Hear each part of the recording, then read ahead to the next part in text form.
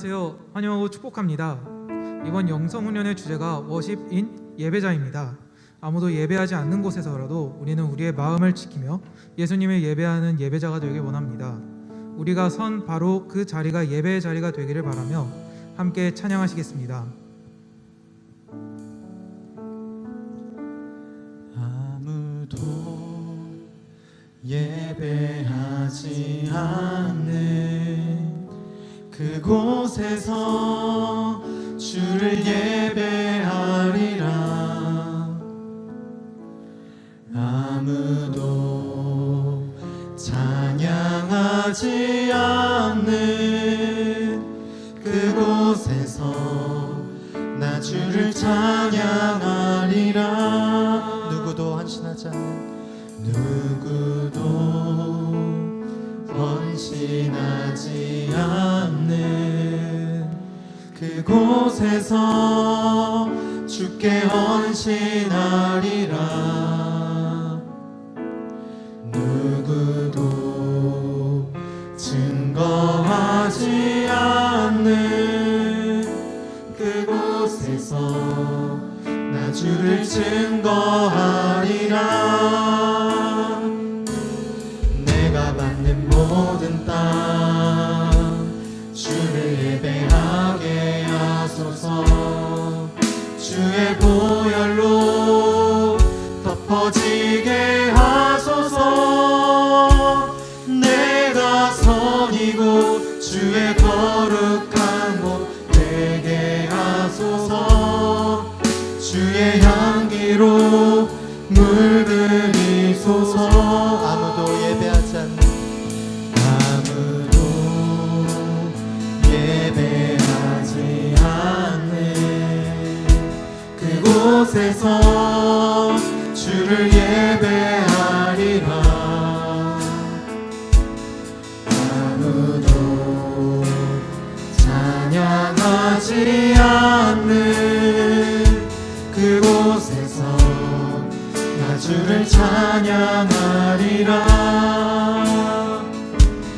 누구도 헌신하지 않는 그곳에서 주께 헌신하리라.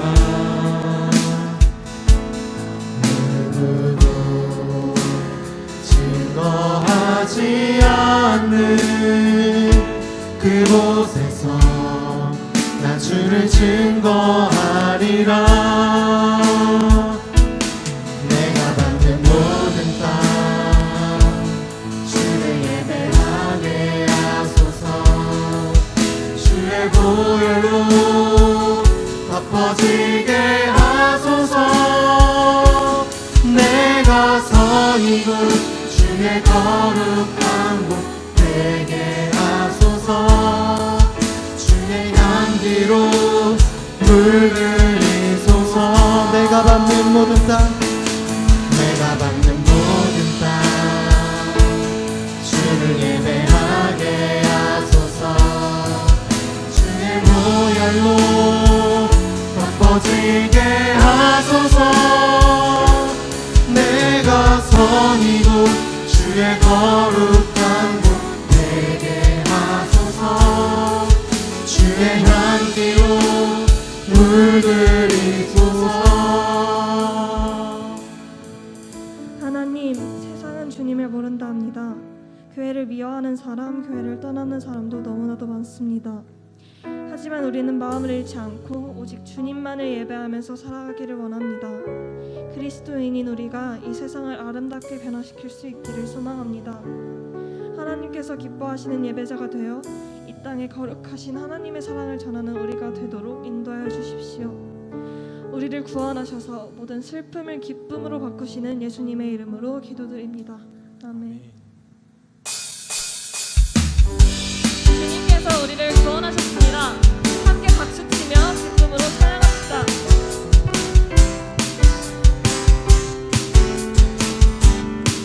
주 날 구원했으니, 주 날 구원했으니 어찌 잡담하리. 기쁨에 찬송 드리리.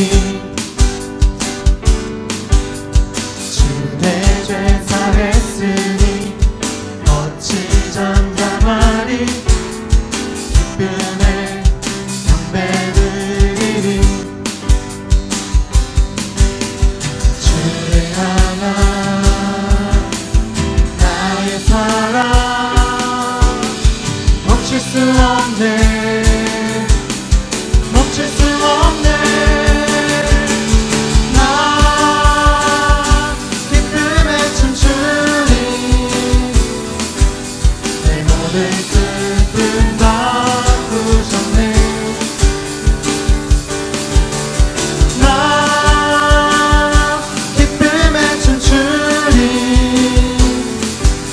내 모든 삶 주 안에 있네 다시 한번 찬양합시다 주 날 구원했으니 어찌 잠잠하리 기쁨에 찬송 드리리 주의 죄 사했으니 어찌 잠잠하리 기쁨에 경배드리리 주를 향한 나의 사랑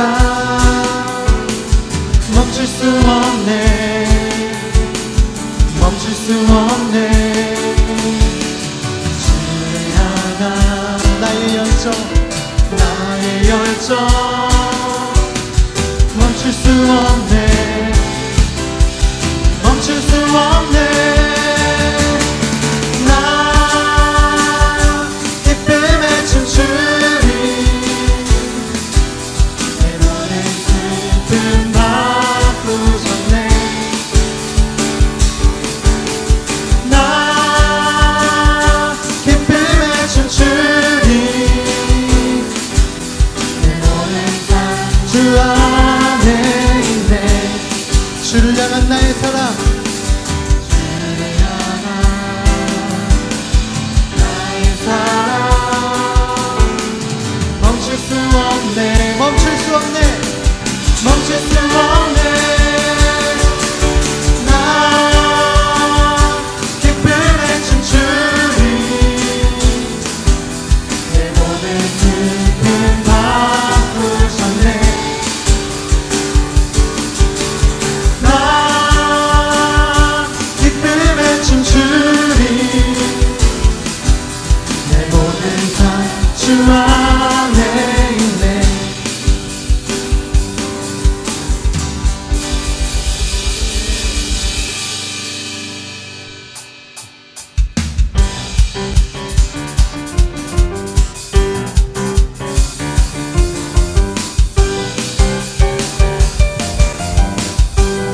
성령님이 하시면 성령님이 하시면 능력이 나타나 모든 것이 일어날 수 있게 되죠 참 선한 것이 여기 일어나네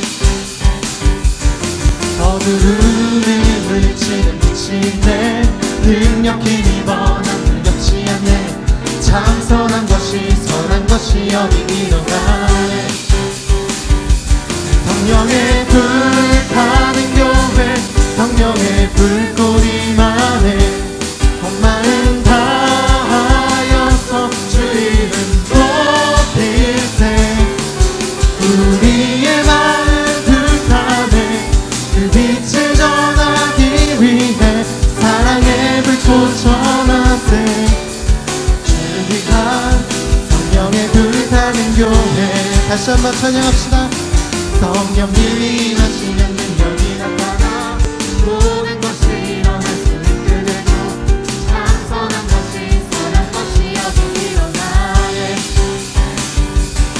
어두움에 물리치는 빛이 내 능력 힘이 번한 두렵지 않네 참 선한 것이 여기 일어나네 아멘 성령의 불타는 교회 성령의 불꽃이만해 온 마음 다하여서 주 이름 높이세 우리의 마음 불타네 그 빛을 전하기 위해 사랑의 불꽃 전하세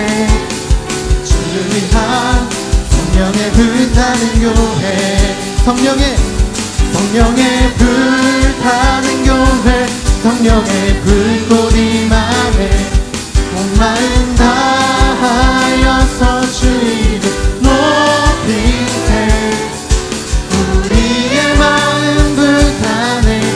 그 빛을 전하기 위해 사랑의 불꽃 전하세.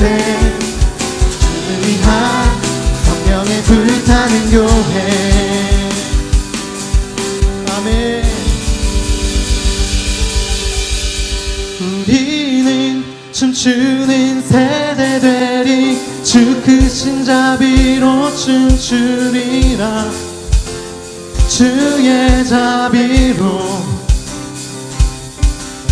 주 영광 외치는 세대 되리. 놀라운 주 영광 외치리라. 주의 영광을 다 함께 기쁨으로 찬양합시다.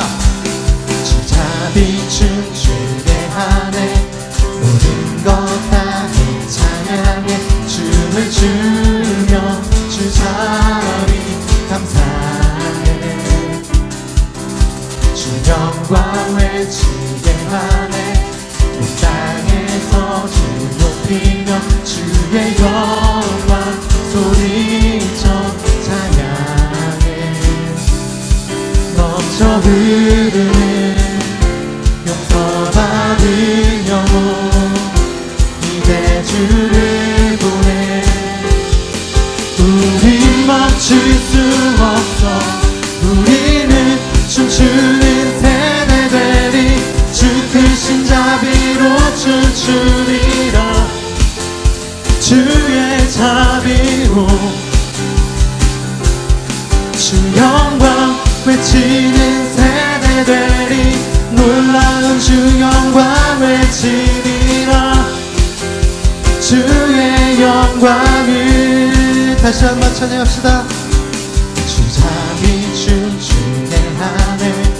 모든 것 다 찬양해.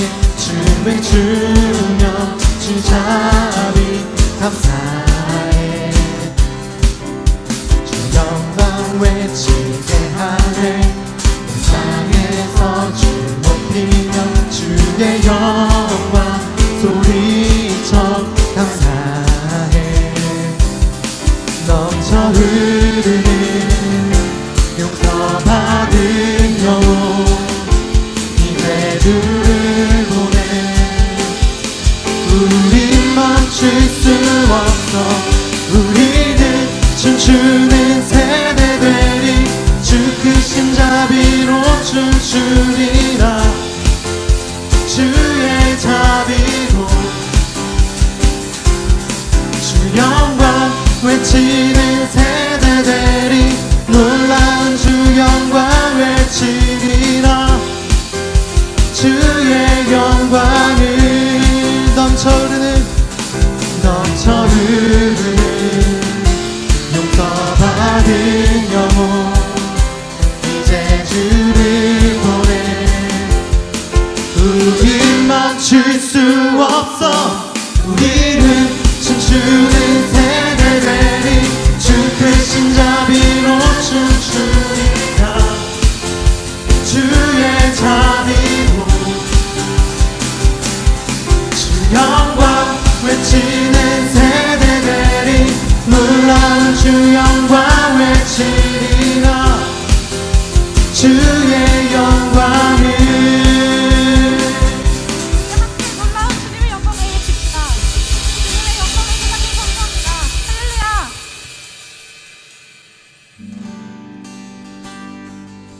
이 시간 우리의 모든 근심을 내려놓고 진심을 다해 이 세상 그 무엇보다도 아름답고 놀라우신 예수님을 찬양하기 원합니다.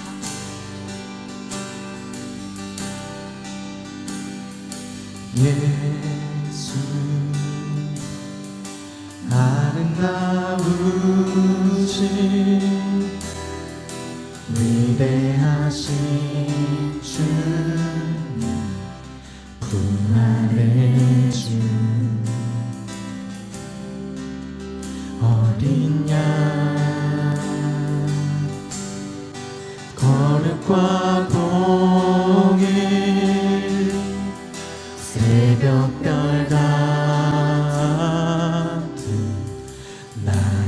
구주 모든 하늘 찬양해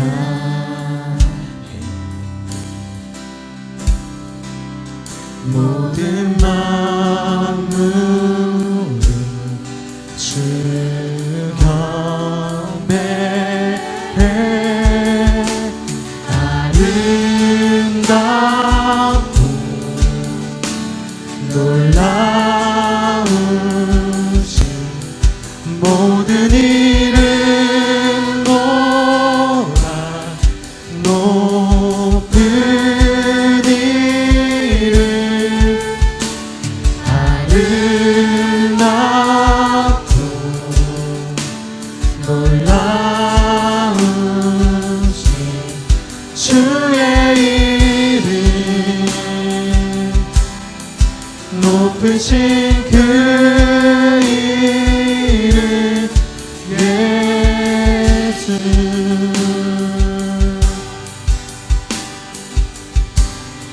예수 아름다우신 예수 아름다우신 위대하신 주 부활의 주 그 하나님을 찬양합시다. 어린 양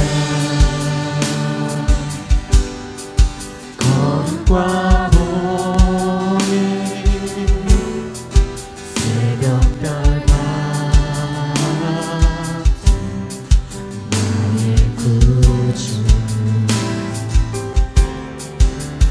모든 하늘 찬양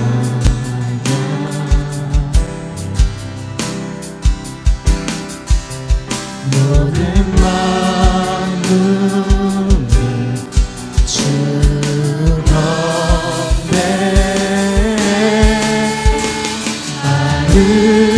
아름답고 놀라우신 모든 이름 모아 높은 이름 아름답고 놀라우신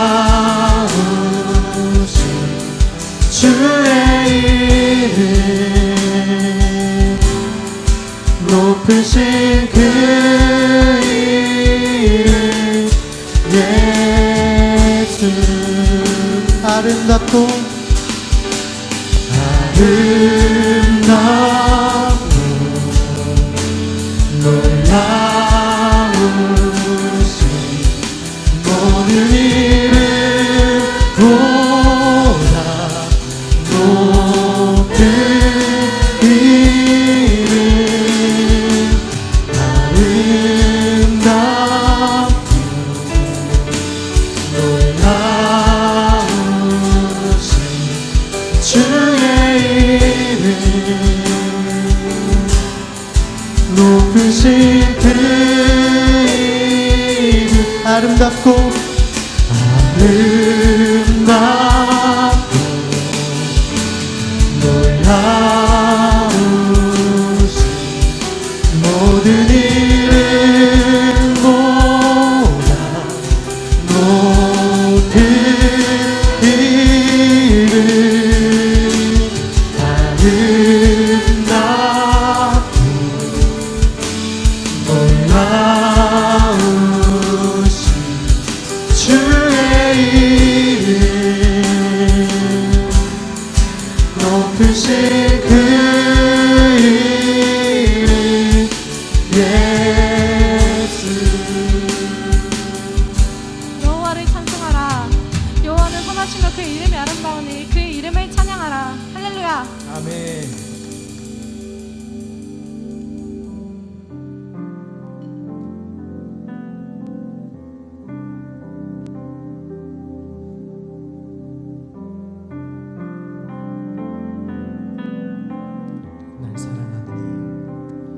날 사랑하느니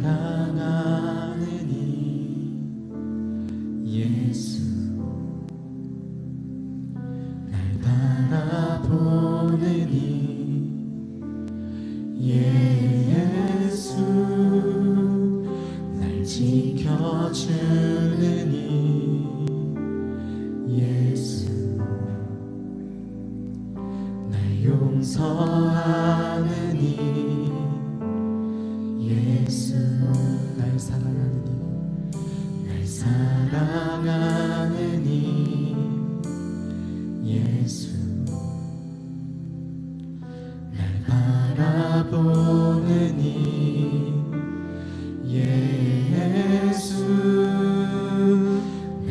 지켜주는 이 예수,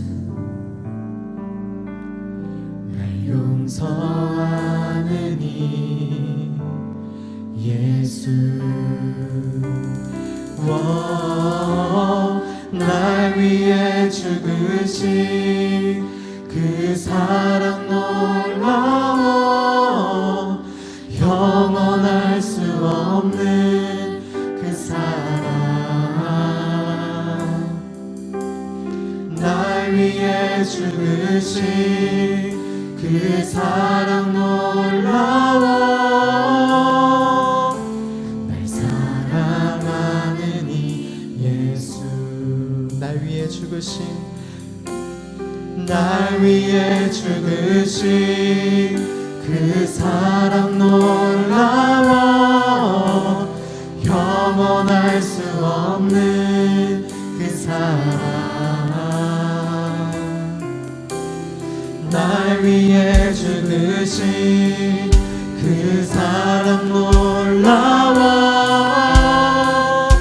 날 사랑하는 이 예수,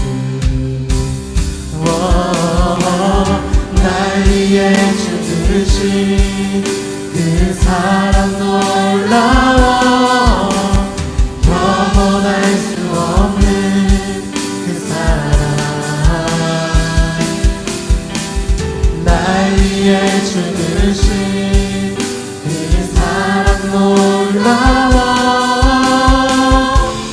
사랑하는 이 예수, 날 위해 죽으신, 날 위해 죽으신 그 사랑 놀라워, 영원할 수 없는 그 사랑, 날 위해 죽으신 그 사랑 놀라워, 사랑하는 이 예수, 날 사랑하는 이 예수, 날 바라보는 이 예수, 날 지켜주는 이 예수, 날 용서하는 이 예수. 주님, 죽기까지 저희들을 사랑하신 주님께 나아갑니다. 우리의 상한 마음까지도 드리니 주님의 보혈로 깨끗하게 하여 주시옵소서. 우리 각자의 아픔과 죄와 슬픔까지도 모두 내어놓고 우리를 사랑하시고 용서하시는 주님께 기도합시다.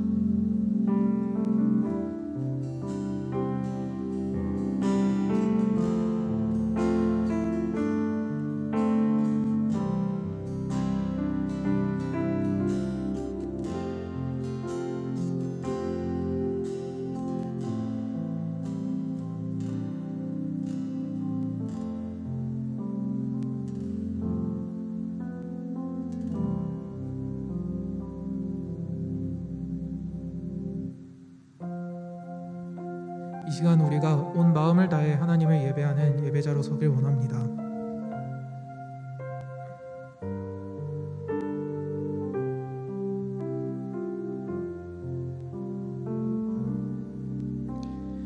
나는 하나님을 예배하는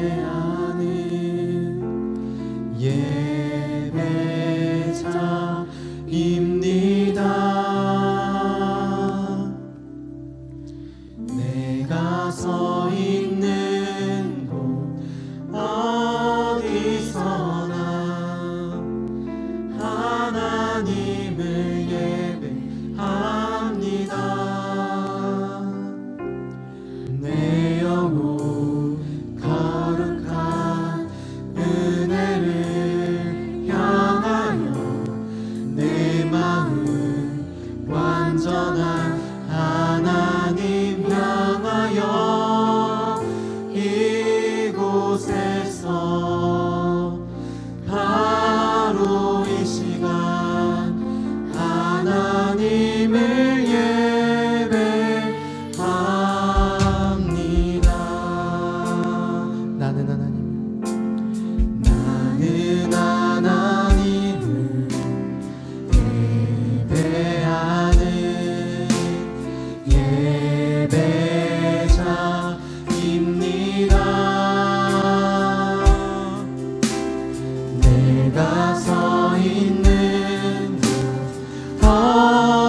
선한 하나님을 예배합니다.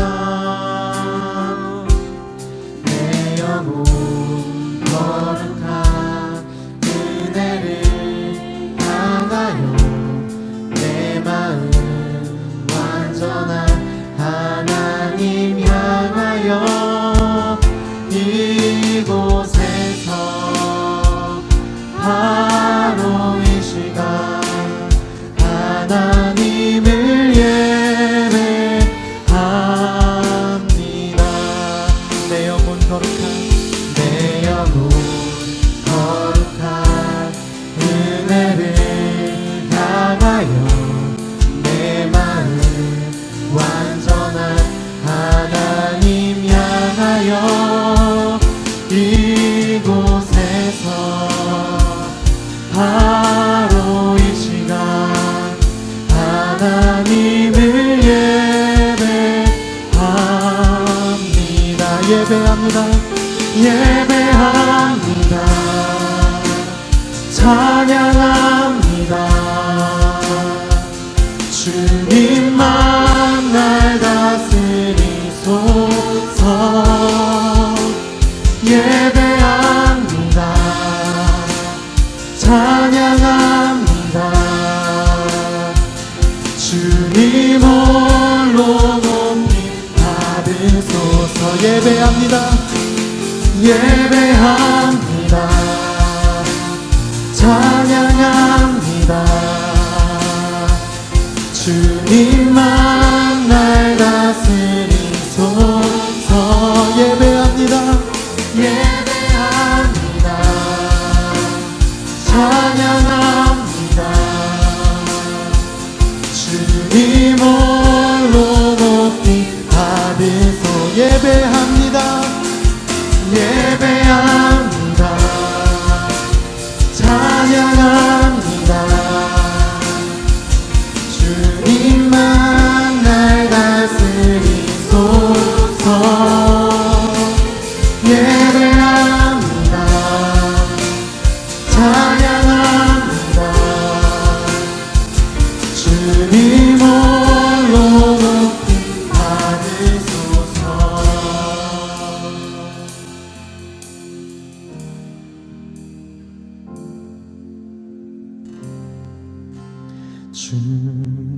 주님이 부르신 곳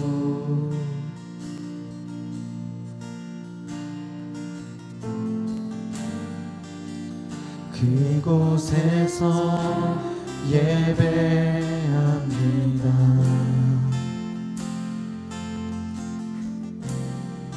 주님이 이끄신 곳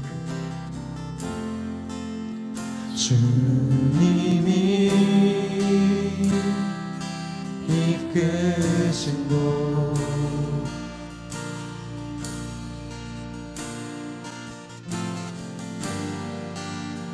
그곳에서 경배합니다.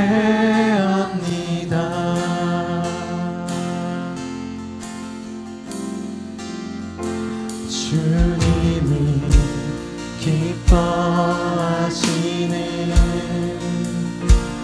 거룩한 삶의 예배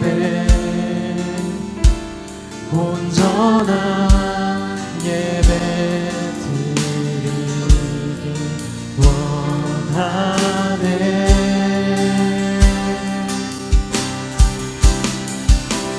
이 세상을 본받지 않으며 마음을 새롭게 하여 변화되게 하소서.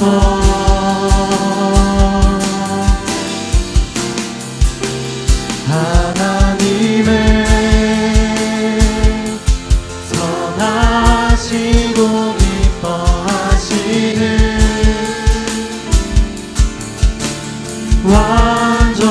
완전하신 뜻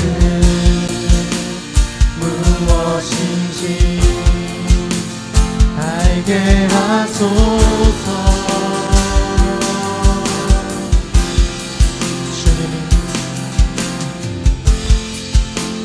주님이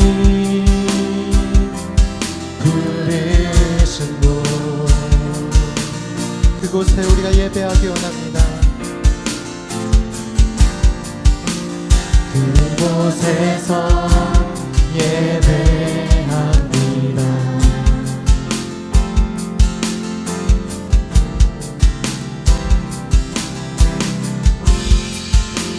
주님이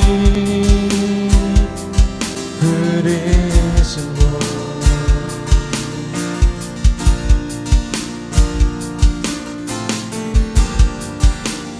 그곳에서 경배합니다.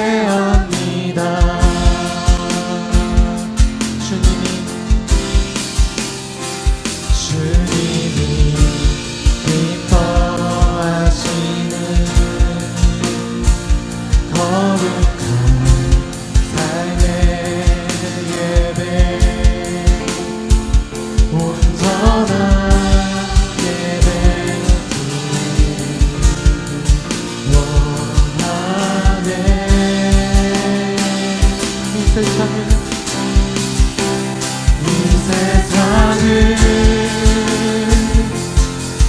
본받지 않으며 마음을 새롭게 하여 변화되게 하소서.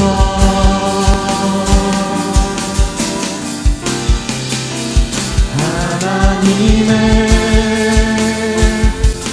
선하시고 기뻐하시는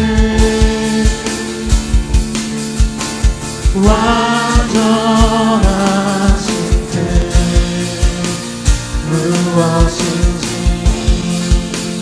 알게 하소서. 이 세상을 본받지 않으며 마음을 새롭게 하여 변화되게 하소서. 하나님의 선하시고 기뻐하시는 하나님의 선하시고 기뻐하시는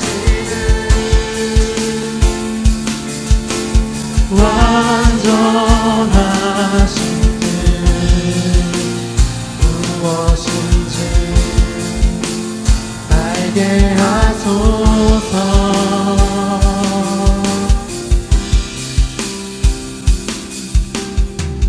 하나님, 주의 자녀들이 모여 주님께 예배합니다. 죄악과 상처의 종이었던 저희가 이제는 오직 말씀에 순종하며 하나님께 속한 자가 되길 소원합니다. 죄인인 저희를 의롭다 해주시는 완전한 하나님의 사랑을 의지합니다. 주님, 이 예배 가운데 함께하여 주시고 한 사람 한 사람마다 새롭게 하시는 은혜를 채워주셔서 변화된 예배자로 세워주시옵소서. 우리 이 제목을 가지고 함께 기도하시겠습니다. 주여, 이 시간 우리 가운데 함께하여 주시옵소서. 아버지, 이 시간 우리가 하나님의 은혜를 구하기 원합니다.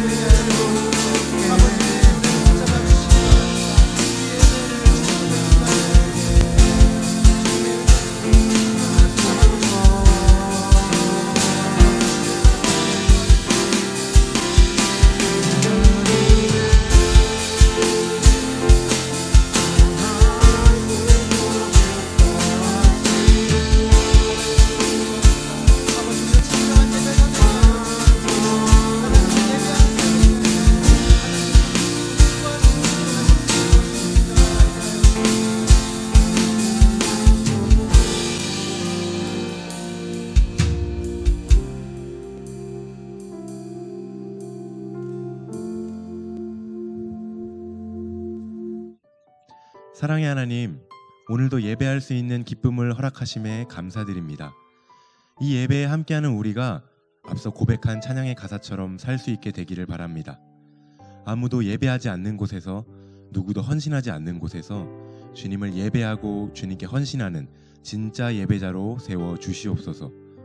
오늘과 다음 주일에 있는 영성훈련의 시간을 통해서 우리 에이마이가 어떠한 상황과 환경에도 각자 삶의 자리에서 하나님을 예배하는 진정한 예배자가 될 수 있기를 간절히 소망합니다.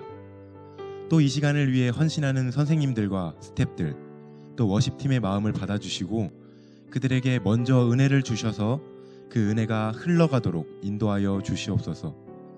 특별히 말씀을 들고 단위에 서시는 이성광 목사님과 함께 하셔서 선포되는 그 말씀에 생명력이 있게 하시고 그 말씀을 들은 청소년들이 자신 안에 있는 상한 감정들을 점검하고 치유할 수 있도록 도와주시기를 바랍니다. 주님께 전심으로 예배하는 자들에게 주님의 마음을 부어주시며 선한 길로 인도하실 것을 믿으며 사랑이 많으신 예수님의 이름으로 기도합니다. 아멘. 내가 만든 모든 땅 주를 예배하게 하소서. 주의 보혈로 덮어지게 하소서. 내가 섬이고 주의 거룩한 곳 되게 하소서. 주의 향기로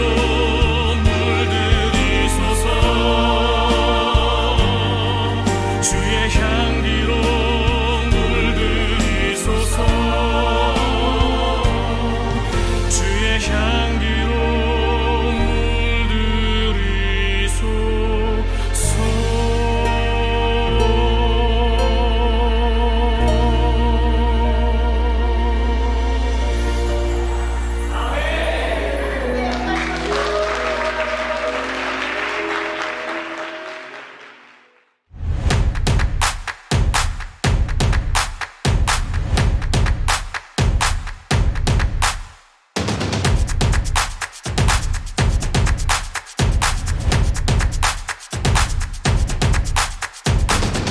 친구들 반갑습니다. 몇 가지 광고를 진행하도록 하겠습니다.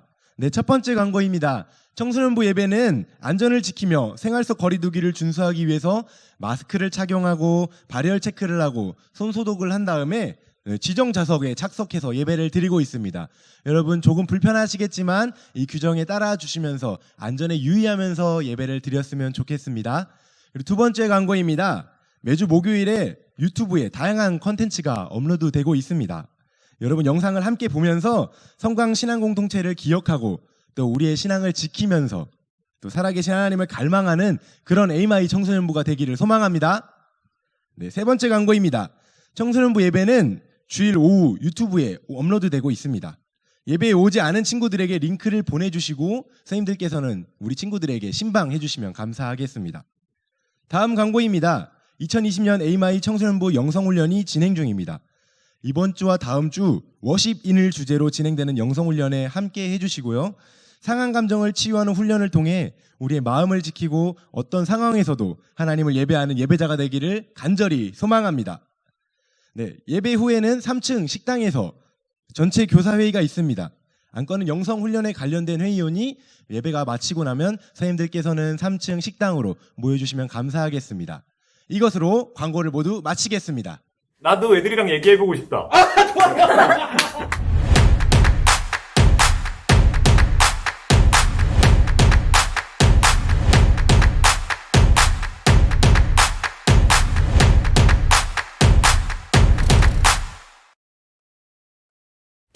안녕하세요. 저는 여디디아 박수빈 청년입니다.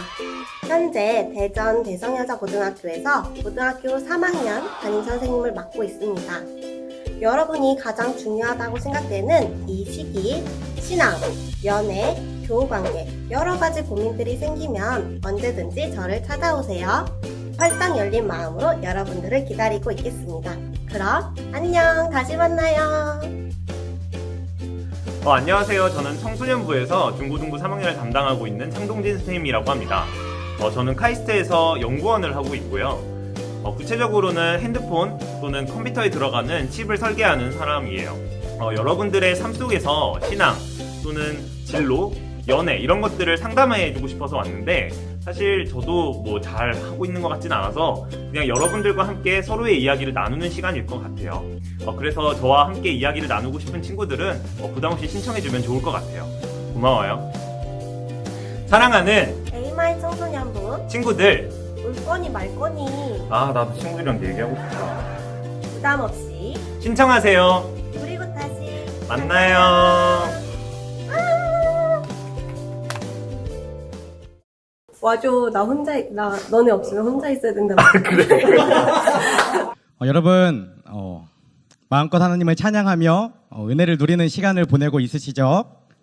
네, 방금 보신 영상은 특별한 광고입니다. 우리가 2020년 하반기에 비발디라는 주제를 가지고 프로젝트를 시작합니다. 보신 것처럼 비전을 발견하고 디자인하라라는 거예요. 코로나 때문에 우리가 학교 가는 것도 너무 어렵고 그 진로나 이런 거 여러 가지 상담하고 싶은 마음들이 있을 건데 여러분들의 그런 것들을 도움을 주기 위해 우리 창동진 선생님하고 박수빈 선생님을 저희가 이렇게 상담 교사로 모셨습니다. 여러분들 가운데 선생님들과 함께 진로나 보셨던 것처럼 연애나 친구 관계 웃는 친구 누구지? 예. 이런 것들에 대해 함께 고민을 나누고 상담하고 싶은 친구들은 보이는 저에게 연락을 주시면 됩니다. 여러분들이 저에게 연락을 주시면 제가 선생님하고 이렇게 시간을 잡아서 첫 만남을 하게 될 거고요. 첫 만남을 하는 시간은 우리가 주일 예배를 마치고 10시 40분부터 11시 50분까지 이렇게 상담을 하게 됩니다. 그리고 선생님들과 처음 만남이 이루어진 이후에는 전화로도 이렇게 계속 상담을 이어갈 수 있으니까 혹시 여러분들 마음 가운데 답답함이나 좀 궁금함이나 어딘가 얘기하고 싶고 그렇게 한 친구들이 있다면 주저없이 저에게 연락을 주시면 좋겠습니다. 여러분 우리가 다 알고 있고 기대하듯이 8월 2일 오늘과 다음 주 9일은 예배자 워십인이라는 주제로 함께 영성훈련의 시간을 보냅니다. 그 지친 친구들이 있는데 눈을 동그랗게 떼시고 집중해 주시면 감사하겠습니다. 말씀을 나누기 전에 여러분들에게 두 가지의 질문을 하고 싶어요. 한번 보여주시겠습니까? 첫 번째, 여러분은 예배자로 살아가고 있나요? 두 번째, 여러분이 생각하는 예배자는 어떤 것인가요? 우리가 워십인이라는 주제를 가지고 함께 찬양하고 예배하고 기도하지만 또 말씀을 나누지만 사실 제일 중요한 건 도대체 예배자가 뭐냐? 우리가 예배자를 무엇으로 생각하고 딱 중심을 세워서 예배자로 살아가야 되느냐 하는 것이죠. 한번 마음속으로 생각해 보세요. 내가 생각하는 예배자는 뭐지? 나는 그 생각에 맞게 예배자의 삶으로 살아가고 있는가 하는 것을 말이죠. 어떤 친구는 주일날 와서 예배 드리는 것 내가 예배 드렸기 때문에 예배자라고 말할 수 있습니다. 또 어떤 친구는 삶 가운데에 성경의 말씀을 따라 선행을 베풀고 친구들을 위로하고 함께하며 살아갈 때에 그것을 보고 예배자라고 할 수 있죠. 또 어떤 친구는 매일 큐티를 하면서 자신이 예배자라고 고백할 수 있습니다. 그런데 만약 누군가 저에게 와서 목사님 도대체 예배자가 누구입니까? 정의를 내려달라 하면 제가 한 주 동안 고민을 많이 했는데 저는 이렇게 정의할 수 있을 것 같아요. 보여주세요. 90페이지. 네. 구원의 길을 따라가는 사람. 사람마다 다양하게 정의할 수 있고 여러 가지로 얘기할 수 있지만 제가 여러분들에게 청소년분기에 여러분들이 중심을 세웠으면 하는 것은 예배자란 무엇이냐면 구원의 길을 따라가는 사람이 바로 예배자라고 이렇게 이야기하고 싶습니다. 여러분이 말씀 앞에 나아갈 때에 이것을 머릿속에 딱 새기셨으면 좋겠어요. 누군가 예배자가 무엇이냐? 또 내가 스스로 예배자가 무엇인지 고민할 때에 예배자는 다른 그 어떤 것보다 구원의 길을 따라가는 사람이 예배자다라고 말입니다. 구원의 길을 따라 살아가는 사람이 예배자인 이유가 무엇이죠? 그 이유는 하나님이 우리에게 선물로 주신 그 구원을 믿고 그 구원에 대해서 믿는 것만이 아니라 제대로 알고 있고 그 구원을 표대로 삼아서 살아가는 것이 진정한 삶 가운데에 예배를 이룰 수 있는 것이라고 제가 생각하기 때문입니다. 그래서 여러분들에게 이렇게 정의를 내려서 말씀하는 거예요. 그렇다면 우리는 하나님이 우리에게 주신 그 구원의 길이 뭔지, 우리가 따라 살아가야 할 그 구원의 길이 뭔지를 다시 한번 정립하고 생각해 봐야 합니다. 보통 이 구원의 길이라는 것은 우리가 신학적인 용어로 사용할 때는 구원론이라고 얘기합니다. 교회 안에는 우리는 그냥 예수님을 믿고 구주로 고백하고 살아가면 된다라고 생각하지만 사실은 목사님들이나 전도사님들이 설교하시고 또 선생님들이 여러분들에게 소그룹 가운데 나누는 그 메시지들이 전부 다 신학적으로 정립이 되어 있는 거예요. 우리가 작년에 나누었던 삼위일체 있죠? 성부, 성자, 성령 하나님, 그것은 삼위일체론이라는 신학을 가지고 여러분들에게 전한 것입니다. 또 우리가 에베소서의 말씀을 나눌 때는 교회론을 가지고 공동체에 대해서 말씀을 나누는 거죠. 우리가 하나님에 대해서 신론이라는 것도 있습니다.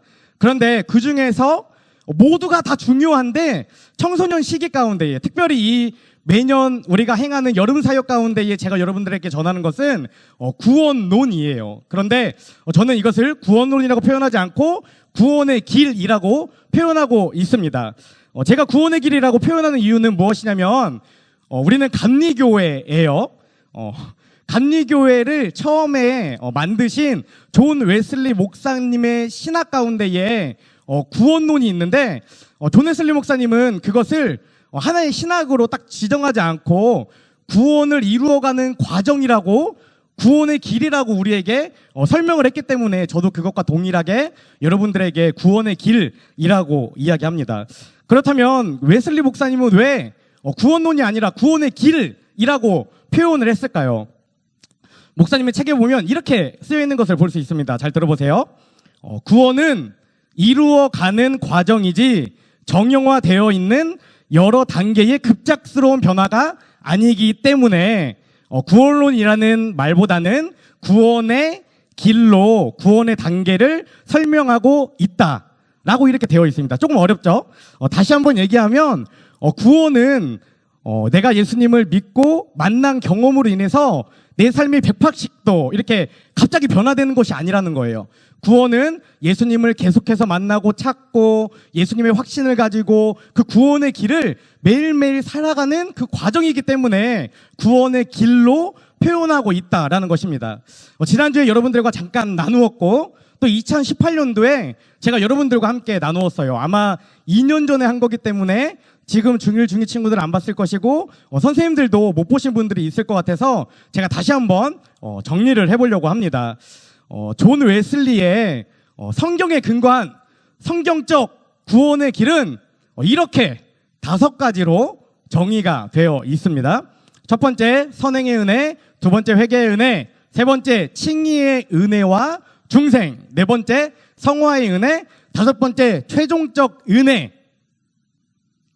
죄송합니다. 저거 하나 수정해 주세요. 최종적 칭의입니다. 네, 수정해 주시면 좋겠습니다. 여러분들 주보 뒤에도 이게 다 정리가 되어 있어요. 존 웨슬리 목사님은 우리가 구원의 길을 그 과정을 이렇게 5가지 단계로 이야기했습니다. 그런데 하나의 그 여지를 두었어요. 뭐냐면 모든 사람들이 다 이 구원의 길 가운데에 의해서 구원받는 것은 아니다라는 것이죠. 무슨 말이냐면 하나님의 그 위대하고 깊은 섭리를 인간이 다 헤아릴 수 없기 때문에 이 길은 성경에 기반해서 우리가 믿고 함께 연구하는 것이지만 이 외에 하나님의 특별한 은사나 능력이나 하나님의 뜻에 의해 구원받는 사람들이 있을 수 있다라는 것을 미리 암시하고 있는 것이죠. 이 5가지에 대해 지금부터 잠깐 한번 찾아보겠습니다. 첫 번째, 선행의 은혜입니다. 이것은 우리가 이제 감리교회에서 보는 교리와 장정이라는 책이 있어요. 그 책에 이렇게 기록되어 있습니다. 제가 한번 읽어드릴게요. 선행의 은혜. 우리는 모든 인간 속에 이미 선행하는 하나님의 은혜가 있어서 하나님의 구원이 모든 사람에게 열려져 있음을 믿는다. 선행적 은혜는 인간이 하나님을 찾는 구원의 첫 열망과 소원을 일으킨다. 이렇게 되어 있습니다. 이것이 말씀 가운데 찾아보면 요한복음 1장 9절의 말씀이에요. 그 빛이 세상에 오셨으니 모든 사람을 비추는 참 빛이시다. 무슨 말이냐면 하나님의 은혜는 어떤 일정한 사람들이나 선택받은 사람들이 아니라 모든 사람에게 열려 있다라는 것입니다. 제가 지난주에 한 가지 예를 들었죠. 제가 전에 다니던 교회에 어떤 청년이 왔는데 그 청년이 교회를 알지도 못하고 예수님을 만난 적도 없고 하나님이라는 단어를 들어본 적도 없는데 우연히 편의점에서 컵라면 먹으려고 들어갔다가 그 컵라면 쓰레기 버리는 그 쓰레기통 위에 올려진 전도지를 보고 마음에 감동이 있었다는 거예요.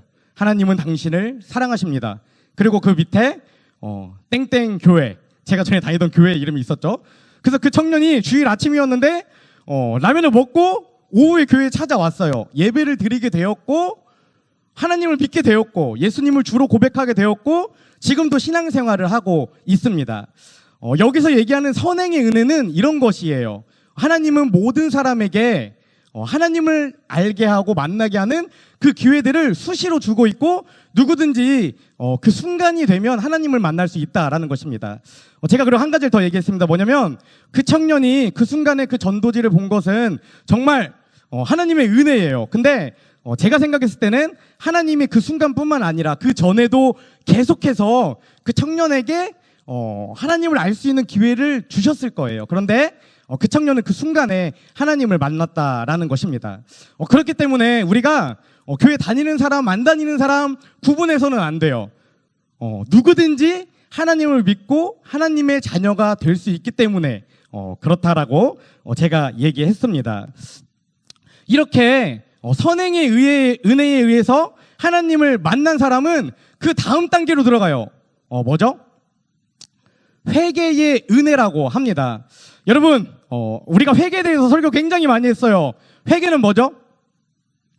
하나님 앞에 나의 죄를 고백하고 나의 가슴을 치며 눈물을 흘리고 죄를 회개하는 것, 다시는 그 죄를 짓지 않겠다고 얘기하는 것, 또 그 죄로부터 돌아서서 죄를 멀리하는 것, 이것이 회개라고 우리가 지금까지 계속 얘기했습니다. 그런데 구원론 가운데 있는 회개는 이것에 멈추는 것이 아니에요.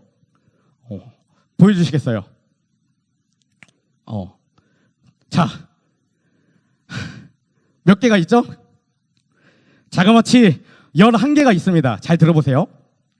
첫 번째, 죄로 인한 슬픔. 두 번째, 하나님의 손 아래에서 겸손해진. 이것은 내가 하나님을 믿게 될 때 하나님의 임재하신 가운데에 내가 나의 죄를 고백하고 겸손해진다는 의미로 생각하면 좋을 것 같습니다. 세 번째, 내가 진 그 죄를 또 내가 짓지 않았지만 내가 알고 있는 그 모든 불의와 죄를 미워하고 혐오함. 네 번째, 내 안에 있는 죄를 고백함. 다섯 번째, 간절히 하나님의 자비를 구함. 여섯 번째, 하나님을 사랑함. 일곱 번째, 죄를 중단함. 여덟 번째, 순종을 새롭게 결단함. 그리고 아홉 번째부터가 사실은 우리가 잘 생각해 봐야 하는 것입니다. 부정직하게 얻은 이익을 배상함. 열 번째, 우리에게 잘못한 이웃을 용서함. 11번째, 자비와 자선의 행위. 내가 가지고 있는 것을 나누고 섬기고 베푸는 것. 그리고 여기 한 가지를 더 추가하자면 이거를 추가할 수 있을 것 같아요. 나를 사랑함. 하나님을 사랑하고 이웃을 용서하고 사랑하는 과정 가운데에 나를 사랑하게 된다는 것이죠. 여러분, 이 11가지의 회개의 은혜는 우리가 하나님을 만나고 하나님에 대해 알아가면 알아갈수록 우리가 노력하지 않아도, 우리가 의식하지 않아도 당연하게, 자연스럽게 우리의 삶 가운데에 이루어진 당연한 결과입니다.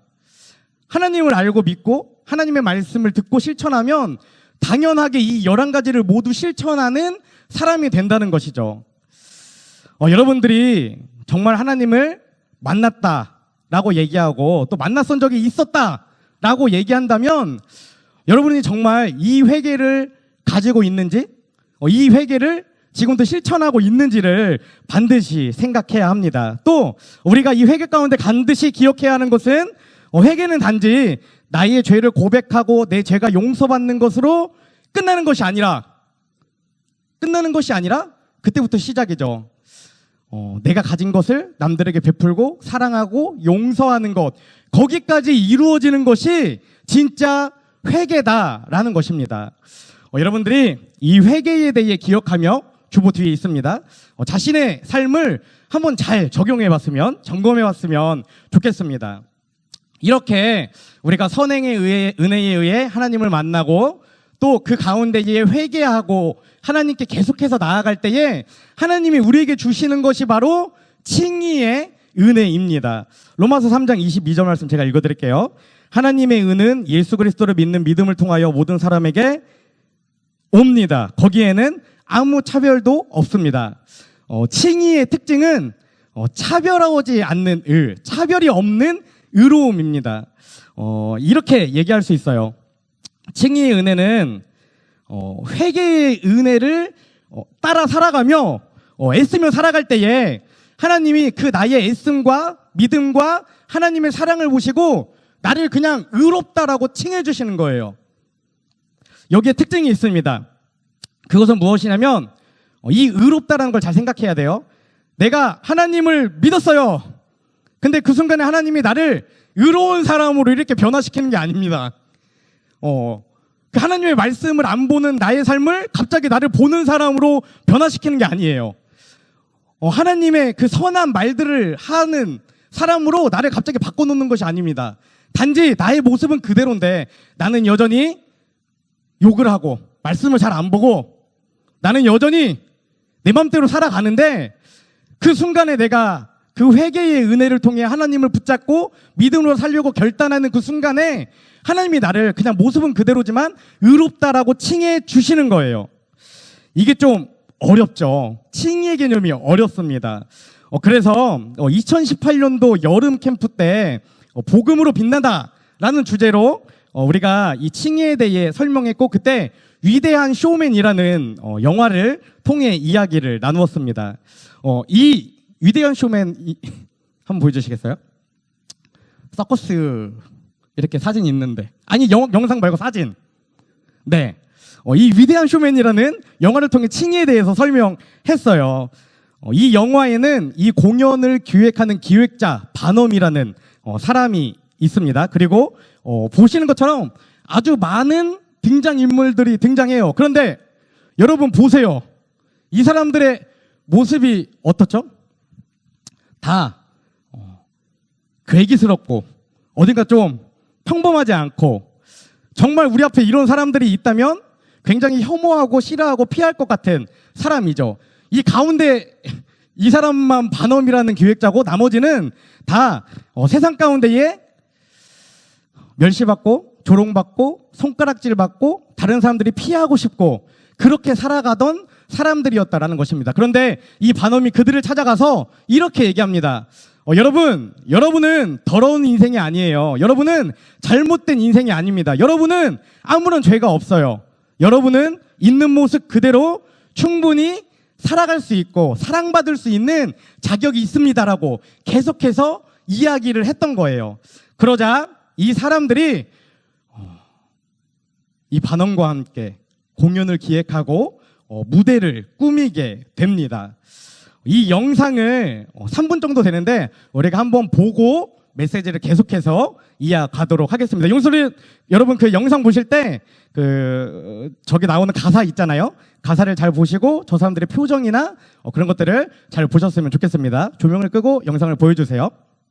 적절한 시기에 영상을 잘 본 것 같습니다. 다른 친구들이 다 눈을 떠줬습니다. 저들의 대사를 잘 봤나요? 총알이 내 살갗을 뚫어도 나는 포기하지 않을 거야. 잔인한 말로 나를 상처 줘도 나는 지지 않을 거야. 이전에 세상에서 상처받고 아파하고 고통스러워하고 멸시받고 천대받고 또 아무런 죄가 없지만 사람들에 의해 내가 죄인이라고 또 그런 환경 가운데에 실제로 죄를 지으면서 살아가던 저 사람들이 모습은 변하지 않았지만 여전히 그 안에 머물러 있지만 한 사람의 격려와 축복과 잘못되지 않았다는 그 말로 인해 저들의 삶이 어떻게 됐죠? 완전히 변하게 되었습니다. 이것이 바로 칭의의 개념이에요. 우리는 여전히 우리 안에 더러움이 있어요. 죄가 있습니다. 아픔이 있고 슬픔이 있어요. 우리가 지난달부터 함께 나누고 있는 상처들이 우리 안에 있어요. 우리가 작년 여름 캠프 때 하나님 만났다고 고백했음에도 불구하고 오늘 이 자리에 여전히 상처와 아픔과 실패와 좌절을 갖고 살아갑니다. 그런데 중요한 것은 하나님은 우리의 그런 것들을 보는 것이 아니라 내가 하나님을 향해 갈망하며 나아갈 때에 너는 깨끗해, 너는 존귀해, 너는 특별해, 너는 아무런 문제가 없어, 너 자체로 너는 나의 작품이야 라고 얘기해 주는 거예요. 이것이 바로 칭의의 개념입니다. 그런데 이 칭의가 나타날 때에 한 가지의 현상이 더 나타나요. 그것은 무엇이냐면 중생이라는 단어입니다. 본 어게인, 다시 태어남을 의미하는 거예요. 고린도후서 5장 18절 말씀을 한번 보여주세요. 누구든지 그리스도 안에 있으면 그는 새로운 피조물입니다. 옛것은 지나갔습니다. 보십시오. 새 것이 되었습니다. 그러니까 제가 이 중생을 여러분들에게 이렇게 딱 잡아서 설명하지 않는 이유는 조금 어렵고 헷갈릴 수 있기 때문에 성화의 단계 가운데 중생이 일어난다라고 제가 이렇게 설명을 드리는 거예요. 그러니까 하나님이 나를 의롭다고 칭해 주시는 순간에 나의 모습은 여전히 똑같이 있지만 나는 의롭다라고 하나님이 나를 새로 태어난 사람으로 바꿔주신다라는 것이죠.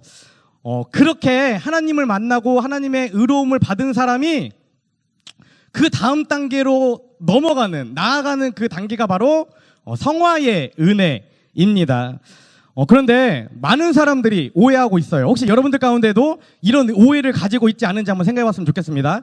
요한복음 3장 16절, 제가 전에 설교할 때 이런 말 했습니다. 많은 목사님들이 이런 말을 해요. 이 성경에서 성경을 녹이고 또 녹여서 딱 하나의 말씀만을 성경의 핵심으로 뽑는다면 아주 많은 목사님들이 또 신학자들이 이 요한복음 3장 16절의 말씀을 핵심으로 뽑습니다.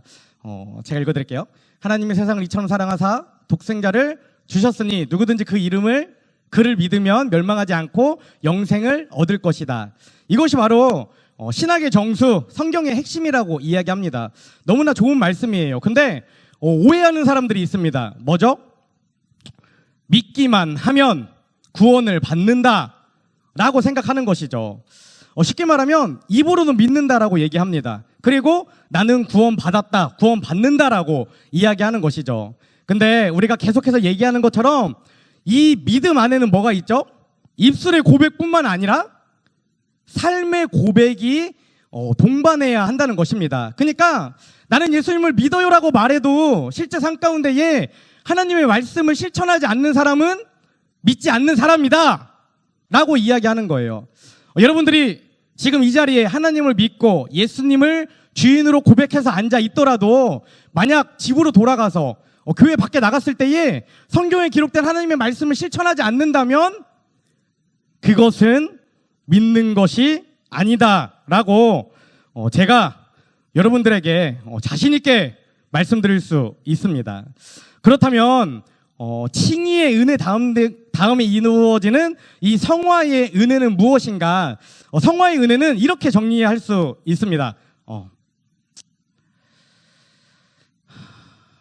성화는 세상으로부터 분리되어 하나님의 말씀을 지키고 거룩하게 살아가는 것. 그러니까 하나님이 나를 의롭다고 칭해 주셨고 자녀 삼아 주셨지만 그것이 영원히 유지되는 것이 아니라 그 상태 가운데에 내가 이제 진짜 시작이야. 우리 사람들의 입장에서 보면 사실은 이 성화의 단계가 진짜 신앙생활의 치열한 싸움이라고 말할 수 있는 것이에요. 세상 가운데 살아가지만 세상으로부터 떨어져서 분리되어서 하나님의 말씀을 지키고 거룩하게 살아가는 것, 삶의 예배를 드리는 것, 이것이 바로 성화의 은혜라는 것이죠. 그래서 2019년도 작년 여름 캠프 때 우리가 자신의 목소리로 분명하고 담대하게 라는 주제로 무엇에 대해 얘기했죠? 과거를 버리고 현재를 살고 미래를 기대하라. 라는 주제로 말씀을 나눈 것입니다. 하나님이 의롭다고 칭해 주신 인생은 바로 저 지점에 쓰는 거예요. 과거를 버리고 나의 과거에 더럽고 추한 것들을 버리고 오늘을 어떻게 살지 결단하고 또 미래에 내가 어떤 모습으로 변화돼 있을지를 기대하고 꿈꾸며 그것을 표대로 삼아서 살아간다는 것이죠. 여기 대부분 많은 청소년들이 작년 여름 캠프에 참여했었어요. 여러분들 그때 제 기억에 단 한 명의 친구 빼고 전부 다 고백했습니다. 여러분들 그걸 다 태워서 가지고 있진 않지만 그때 고백했던 것들을 한번 생각해 봤으면 좋겠어요. 지금 내가 그것들을 잘 지키고 있는지, 작년에 내가 미래를 기대하기 위해서 뭔가를 썼었는데 그것이 지금 내 삶 가운데에 적용되고 있는가 하는 것이죠. 너무나 어렵죠. 아마 많은 친구들이 그 말씀을, 나의 고백을, 결단을 지키고 있지 못할 거예요. 그래서 빌립보서 2장 12절 말씀에서도 이렇게 기록하는 것을 볼 수 있습니다. 그러므로 나의 사랑하는 여러분, 여러분이 언제나 순종한 대로 내가 함께 있을 때뿐 아니라 지금과 같이 내가 없을 때에도 여기서 중요합니다. 더욱더 순종하여서 두렵고 떨리는 마음으로 자기의 구원을 이루어 나가십시오. 이건 바울이 빌립보 교회에 쓴 편지예요. 근데 왜 구원을 이루라고 했겠습니까? 만약 우리가 하나님을 만난 그 한 번의 경험으로, 체험으로 구원을 완전히 얻는다라고 하면 이렇게 얘기하지 않았겠죠. 하나님을 만나세요. 예수님을 고백하세요. 주로 고백하세요. 예수님의 자녀가 되세요. 이렇게 얘기했을 거예요. 그런데 성경 가운데에 이런 권면이 굉장히 많습니다. 구원을 지켜라. 우리가 지금 나누고 있는 마음을 지켜라라는 것도 이것에 해당되는 것이죠. 우리는 두렵고 떨리는 마음으로, 빌립보서에 기록된 것처럼 두렵고 떨리는 마음으로 매일매일 우리의 구원을 이루어가는 그 사람들이다라는 것을 반드시 기억해야 합니다. 제가 좀 어려울 것 같아서 칭의와 성화를 한번 구분해봤어요. 네. 자, 4가지로 구분했습니다. 잘 보세요. 칭의는 우리의 모습이 변하지 않았지만 그냥 법적으로 하나님이 우리의 신분을 변화시킨 거예요. 넌 나의 자녀야. 넌 내 거야. 이제 넌 나한테 속했어. 넌 의로워. 넌 더 이상 전에 죄된 모습이 아니야 라고 우리를 그렇게 칭해 주셨어요. 근데 하나님이 우리를 칭의하셨으면 그 다음에 우리가 가야 될 과정은 뭐죠? 우리의 내적 상태가 하나님의 말씀을 따라 변화되어야 한다라는 것입니다. 그리고 칭의는 이거 중요해요. 신학적으로 오해하면 안 됩니다. 한 번이에요. 한 번. 칭의는 평생에 딱 한 번입니다. 내가 2년 전에 캠프 때 예배하다가 하나님을 만났어요. 예수님이 제 마음 가운데 오셨어요. 나에게 눈물을 주시고 회개하게 하시고 나를 안아주셨어요. 그 경험이 있다면 칭의는 그 한 번의 경험이라는 거예요. 그 다음부터는 성화의 삶을 삶 가운데 지속해서 이루어 나가야 한다는 것입니다. 어떤 친구가 이렇게 얘기하는 친구들이 있어요. 다시 예수님 만나고 싶어요. 그 감격을 회복하고 싶어요. 그것은 그 친구가 어떤 신학적인 개념으로 잘 이해하지 못하고 있는 부분이 있다는 것입니다. 하나님은 한번 만나 주셨을 때에 이미 우리를 자녀 삼아 주셨고 우리와 함께 하신다는 거예요. 우리가 하나님을 만난 이후에 다시 어둠과 죄 가운데 나아갈 수 있습니다. 근데 기억해야 하는 것은 내가 죄 가운데에 머물고 있는 그 순간에도 하나님은 나와 함께 하신다. 내가 하나님을 잊고 살아가는 그 순간에도 지금 하나님은 내 안에서 나에게 말씀하고 계신다라는 것입니다. 그리고 세 번째, 칭의는 전적으로 하나님이 하시는 일이에요. 나는 그저 하나님을 사랑하고 내 안에 있는 더러움들을 내어놓고 회개하면서 살아갈 때에 하나님의 그 믿음을 보시고 나에게 주신다라는 것입니다. 그런데 지금 우리가 하고 있는 성화의 예용은 하나님이 우리를 의롭다라고 칭해 주신 이후에 우리가 해야 될 일이라는 거예요. 여기서 중요한 게 있습니다. 어떤 교단은 철저하게 하나님이 구원받는 사람을 선택하셨고 그 사람들만 교회에 오여서 하나님을 고백하고 그 사람들만 구원받는다라고 얘기하는 교단들이 있어요. 이단이 아닙니다. 교단들이 있습니다. 그런데 감리교회의 신학은, 또 우리 교회에서 지향하는 신학은 바로 이런 거예요. 하나님이 우리를 붙잡아 주시면 그건 하나님의 전적인 일이지만 하나님의 그 구원을 끝까지 이루어 나가는 것은 우리의 순종과 결단과 노력이 수반돼야 한다라는 것입니다. 그리고 마지막에 중요한 내용이 있죠. 칭의는 선택된 사람들이 아니라 모든 성도들에게 동일하게 그 은혜가 적용된다는 것이죠. 그러나 성화는 어떻죠? 인간의 반응에 따라 나의 노력이나 나의 집중력이나 나의 관심이나 내가 얼만큼 나에게 은혜를 주신 그 하나님을 만나기 위해 노력하는지, 나의 노력에 따라 그 성화의 과정과 깊이가 다르다라고 분명히 기억하고 있는 것입니다. 여러분들의 삶을 한번 생각해 봤으면 좋겠습니다. 우리는 구원받은 하나님의 백성이요, 하나님의 자녀입니다. 구원받은 그리스도인은 세상 가운데 살아가지만 세상과 분리되어서 세상을 이기면서 살아가는 거예요. 여기서 이긴다라는 것은 세상 가운데에 말씀에 기록된 하나님의 말씀을 지키고 선을 행하고 살아계신 하나님을 찬양하며 살아가야 한다는 것입니다. 그런데 간혹 이런 친구가 있어요. 이미 하나님을 만났음에도 불구하고 세상과 분리되는 것이 아니라 세상 안에서 왕노릇하는 사람들이 있습니다. 나는 교회 다니고 나는 그리스도인이라고 말하지만 실제 그 사람의 삶은 세상에서 왕노릇하는 거예요. 다른 사람보다 더 나쁜 일을 많이 하고 더 욕도 많이 하고 하나님을 향해 나아가는 사람들을 방해하고, 내가 하나님을 만난다고 말하지만 하나님께 드려질 그 영광을 방해하는 사람들이 너무나 많이 있다는 것입니다. 우리 청소년들 가운데에서도 그런 인생들이 많아요. 내가 쉽게 생각하는 것, 내가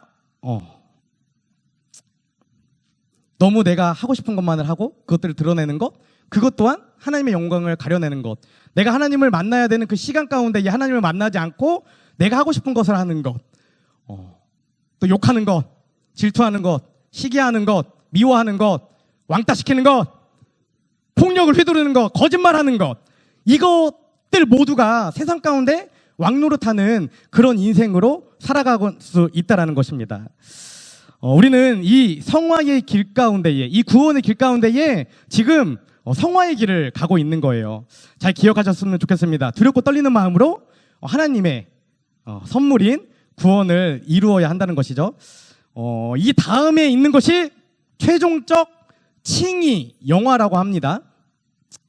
보통은 영화의 은혜라고 하는데 우리 감리교회에서는 최종적 칭의라고 해요. 근데 저는 이게 더 맞다고 생각합니다. 왜냐면 여러분 혹시 너무 어려운 말인데 한 번은 얘기하겠습니다. 이신칭의라는 말을 들어봤습니까? 제가 전에 설교할 때 18년도에 이신칭의에 대해서도 잠깐 언급을 했어요. 너무 어렵기 때문에 깊게 얘기하지 않았지만 앞에 세 번째 단계 칭의의 은혜가 있었죠. 그리고 마지막 다섯 번째 단계에 최종적 칭의라는 게 있습니다. 이것을 이신칭의라고 해요. 이신칭의라고 하면 너무나 어렵죠. 그래서 제가 작년에 여러분들에게 설교할 때 요한복음 21장의 말씀을 가지고 어떤 제목으로 한지 기억나나요? 신부가 남편을 위하여 단장한 것처럼 에 대해서 말씀을 나눴죠. 이미 왔으나 아직 오지 않은, 예수님이 이 땅에 오셔서 이미 복음을 선포하셨고 그 복음을 우리가 들었습니다. 그리고 우리가 예수님을 주라고 고백하고 예수님과 만났다면 이미 우리가 의로움을 얻은 것이죠. 이것이 첫 번째 칭의예요. 그런데 우리가 성화의 삶을 살아가고 끝까지 구원을 이루면서 노력하며 살아간다면 예수님이 하나님 나라에 우리가 거할 집을 마련하러 올라가셨죠. 그 예수님이 다시 우리를 데리러 돌아오실 때에 완벽하게 의로운 모습으로 변화되어 하나님 나라에 거하게 되는 것, 그것이 최종적 칭의라는 것입니다. 그래서 이 이신칭의라는 것은 칭의가 두 번 있는 것이고, 첫 번째 칭의는 나는 여전히 내 모습은 이렇지만 내가 하나님을 향해 나아갈 때에 하나님이 나를 의롭다고 칭해 주시는 것, 그게 첫 번째 칭의. 그 칭의를 얻고 산 가운데에 하나님의 말씀을 지키며 살아가는 것, 그리고 하나님이 다시 오실 때에, 예수님이 이 땅에 다시 오실 때에 나를 함께 데리고 하나님 나라에 올라가는 것, 나를 의롭게 살아가게 하는 것, 이것이 최종적 칭의, 영화라는 것을 여러분들이 구원의 길이 이렇게 진행된다. 조금 어렵지만 계속해서 이해하셨으면 좋겠습니다. 성경적 구원의 길을 다시 한번 5가지 단계를 보여드릴게요. 첫 번째, 선행의 은혜. 두 번째, 회개의 은혜. 세 번째, 칭의의 은혜. 네 번째, 성화의 은혜. 다섯 번째, 최종적 은혜. 우리는 이 존 웨슬리의 성경적 구원의 길을 따라 우리의 구원을 이루며 다시 오실 예수님을 기대하고 소망하며 작년에 나누었던 것처럼 슬픔도 없고 눈물도 없고 기쁨과 감사와 평안이 있는 그 하나님 나라를 꿈꾸며 오늘을 거룩하게 세상과 분리되어 살아가는 것이다 라는 것을 여러분들이 기억하였으면 좋겠습니다. 그러면 우리가 두렵고 떨리는 마음으로 구원을 이루기 위해 가장 먼저 해야 되는 것이 무엇일까요? 두렵고 떨리는 마음으로 이 세상 가운데에 나의 구원을 이루기 위해 내가 해야 되는 것, 그것은 무엇일까요? 7월 한 달간 우리가 함께 말씀을 계속해서 나누었던 것, 바로 오늘 설교의 제목처럼 내 마음을 지켜라, 내 마음을 지키는 것입니다. 오늘 본문 잠언 4장 23절 말씀 제가 한번 읽어드리겠습니다. 네, 보여주세요. 그 무엇보다도 너는 내 마음을 지켜라. 그 마음이 바로 생명의 근원이기 때문이다. 아멘. 오늘 본문 말씀은 우리에게 너무나 정확하게 명령하고 있습니다. 권면하고 있어요. 또 경고하는 것처럼 들리기도 합니다. 왜 하나님이 우리에게 마음을 지켜라 라고 이야기하는 것일까요? 성화의 길 가운데에 마음을 지키는 것이 중요한 이유는 무엇일까요? 우리 마음 가운데에 아주 나쁜 것들이 있는데 내가 나의 마음을 지키지 못하고 한순간 흐트러져 버리면 내 마음에서 그 악한 것들이 나와서 나를 지배하게 되고 나의 삶을 바꾸게 되고 그것을 통해 하나님으로부터 멀어지고 세상에 죄를 짓는 인생으로 나를 변화시키기 때문입니다.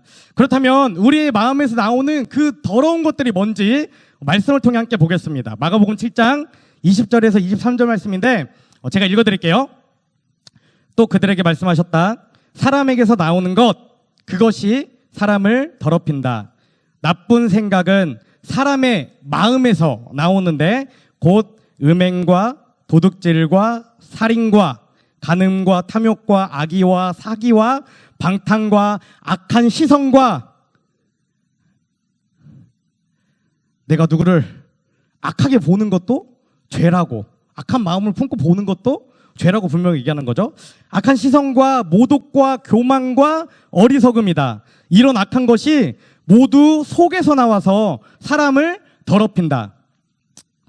우리가 우리의 마음을 중심을 잘 잡고 있지 않다면 우리 마음 가운데에 당연하게 하나님을 찬양하는 마음이 나는 것이 아니라 이런 것들이 나온다라는 것입니다. 우리가 이처럼 우리 마음 가운데에 원망이 있거나 불만이 있거나 슬픔이 있거나 억울함이 있거나 다른 사람을 미워하는 마음이나 정죄하는 거나 다른 사람을 째려보는 눈길이나 다른 사람을 욕하는 입술이나 이런 것들이 내 마음 가운데서 우러나서 내 몸을 지배하면 우리의 삶이 어떻게 되죠? 너무나 당연한 결과죠. 하나님부터 멀어지고 세상 가운데서 왕노릇하는 그런 인생이 되는 것입니다. 그렇기 때문에 제가 이번 영성훈련 때 여러분들에게 함께 하고 싶은 것은 죄의 왕노릇하지 않기 위해서 세상 가운데에 거룩한 하나님의 뜻을 이루고 성화의 길을 가는 그 여러 단계 중에 첫 번째로 우리의 마음을 지키는 것이 중요하다라고 지금 얘기하는 거예요. 제가 지난달 설교하며 여러분들에게 상한 감정의 치유라는 이 책을 통해서 말씀을 전해드렸습니다. 아무래도 유튜브로 이렇게 영상이 나갔기 때문에 많은 친구들이 집중해서 해보지 못할 거예요. 그래서 지금부터 이것을 간단하게 정리해보는 시간을 갖도록 하겠습니다. 여러분, 상처가 다 있나요? 여러분, 상처 다 있나요? 네, 상처가 있을 거예요. 어떤 사람의 말이나 어떤 사람의 행동이 나를 상처받게 했을 것입니다. 또 내가 스스로 내 안에 있는 문제들 때문에 나에게 상처를 줬을 거예요. 제가 설교 준비하면서 이게 하나가 생각났어요. 제가 오늘 사복을 입었습니다. 사복을. 제가 원래 2017년도, 2018년도에 주일날 이렇게 사역할 때 어떤 기간을 정해놓고 특별히 5월달 우리가 가정의 달에는 항상 사복을 입고 사역자들도 같이 사역했어요. 근데 2019년도부터는 제가 단 한 번도 사복을 입지 않았습니다. 무조건 정장을 입었어요. 그리고 오늘 진짜 그 1년 반 만에 사복을 입고 이 자리에 섰습니다. 제가 왜 정장을 1년 반 동안 입었을까요? 한 친구가 저에게 와서 이렇게 얘기했어요. 뭐 슬픈 BGM 이런 거 없나요? 아닙니다. 한 친구가 저에게 와서 이렇게 얘기했어요. 우리가 5월달에 이렇게 막 사복 입고 이렇게 행사를 막 하고 6월달 첫 주에 제가 정장을 입고 나타났습니다. 그런데 어떤 여자친구 한 명이 지금 이 자리에 앉아있는 친구들 중에 여자친구 한 명이 저한테 와서 이렇게 얘기했어요.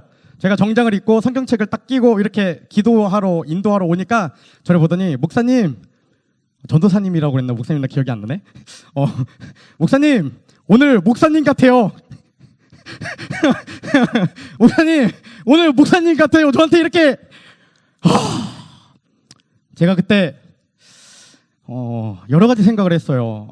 나의 외모가, 나의 행실이, 나의 언어가, 아니면 나의 사고가, 나의 생각이 여러분들에게 말씀을 전하고 주님을 전해야 되는데 그 친구가 저에게 오늘 목사님 같아요라고 얘기를 했어요. 제가 사실 그때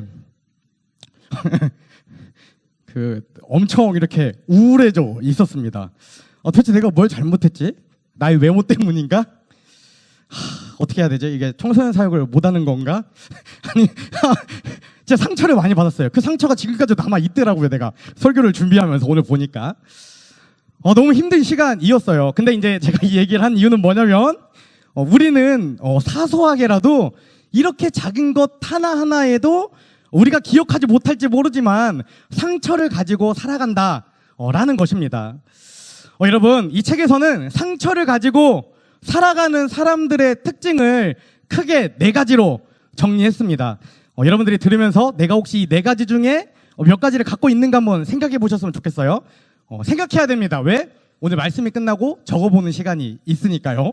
첫 번째, 상한 감정을 가지고 상처받은 마음을 가지고 살아가는 사람들의 특징은 자신의 가치를 인정하지 못한다라는 거예요. 제가 저의 그 직업과 사명인 이 목회자로서의 가치가 흔들렸죠. 내가 이게 맞나? 내가 뭘 잘못했지? 내가 아직 너무나 부끄럽고 연약한가? 내가 이게 잘못된 길을 가고 있는가? 이런 고민을 한 만큼 가치가 흔들린다는 것이죠. 이런 사람들의 특징이 있습니다. 이런 사람들은 늘 자신의 존재를 부정하게 여겨요. 잘못됐다고 여겨요. 그 고통과 고난과 흔들림 가운데 살아간다는 거죠. 그런데 특징이 있어요.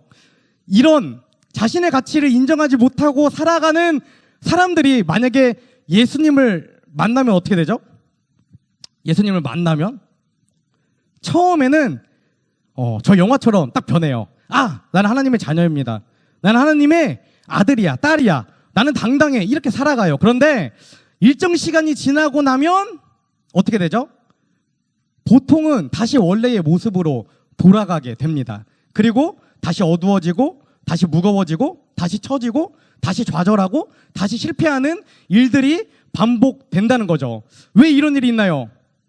우리가 앞에서 얘기한 그 구원의 길을 이해하면 이게 이해가 돼요. 왜?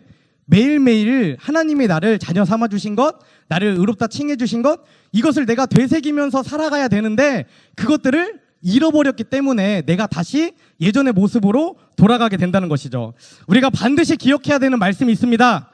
여러분들 이제 다 알 거예요. 우리가 맨날 얘기하니까. 창세기 1장 27절 말씀, 하나님이 당신의 형상대로 사람을 창조하셨으니 곧 하나님의 형상대로 사람을 창조하셨다. 우리는 하나님의 형상대로 창조되어진 존재다. 또 하나님의 생기로 살아가는 존재다라는 것입니다. 두 번째, 에베소서 2장 10절 말씀, 겨울에 함께 나눴죠. 우리는 하나님의 작품입니다. 우리는 하나님이 그냥 하나님의 형상대로 이렇게 만든 게 아니라 이 땅 가운데에 하나님의 뜻을 이루는 거룩한 하나님의 사명자로 우리를 아름다운 작품으로 개역개정 성경에는 그 걸작품이라는 말도 있습니다. 다른 성경 번역에는 걸작품으로 만들었다라는 것입니다. 간절히 원하기는 여러분들이 만약에 성화의 길을 걷는 가운데에 자신의 가치를 인정하지 못하는 그 순간에 마주한다면 이 말씀을 기억하셨으면 좋겠습니다. 그리고 두 번째 특징은 이것입니다. 완전주의자 콤플렉스를 갖고 있다라는 것이죠. 완전주의자 콤플렉스는 제가 보니까 우리 청소년들 가운데 굉장히 많아요. 보통 직장을 다니는 어른들도 이것들을 다 가지고 있고 저도 엄청나게 가지고 있습니다. 이런 거죠. 말은 안 그런다고 하는데 안 그런 척 하는데 실제로는 어떤 사람이나 어떤 일 가운데에 인정받기 위해서 그 인정을 통해 내가 살아있다, 내가 이 정도 한다, 나를 드러내기 위해서 계속해서 무엇인가를 하기 위해 애쓰며 계속해서 목표를 설정해 놓고 살아간다는 것이죠. 이렇게 완전주의자 컴플렉스를 갖고 있는 사람이 예수님을 딱 만나면 어떻게 될까요? 딱 만나면 또 그 자신의 완전주의 컴플렉스를 예수님에게 적용합니다. 성경에 성화를 이루라고 하니까, 자신의 구원을 이루라고 하니까 하나님을 저 멀리 목표로 딱 세워둬요. 그리고 내가 매일 기도하고 찬양하고 예배할 때마다 내가 어느 정도 이렇게 성장했다라고 자기 만족을 합니다. 하나님께 가까워졌다라고 생각하는데 또다시 하나님을 더 높은 곳에 올려요. 그리고 나는 하나님을 만나지 못한다, 하나님을 향해 계속 나아가야 된다, 이렇게 살아갑니다. 그런데 여러분, 중요한 게 있죠. 하나님은 우리가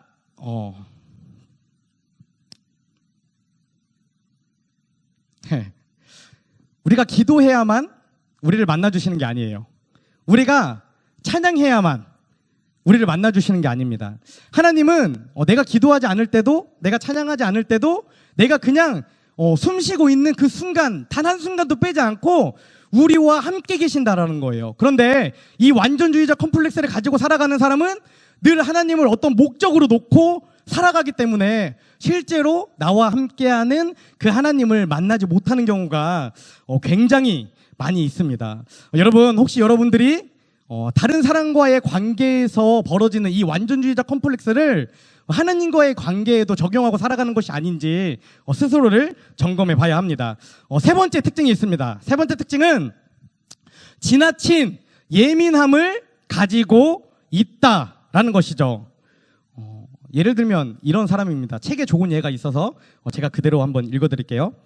어떤 목사님의 이야기예요. 어느 날 길을 걷고 있는데 외국 사람입니다. 찰리가 내게로 향하여 오는 것을 보았다. 나는 늘 그에게 많은 관심을 가지고 대했는데 그날 아침은 너무 바빠서 여보게 찰리 잘 지내나? 라는 한마디밖에 하지 못했다. 그리고 내가 사무실에 들어왔을 때 한 성도로부터 전화가 왔다. 그리고 이렇게 얘기했다.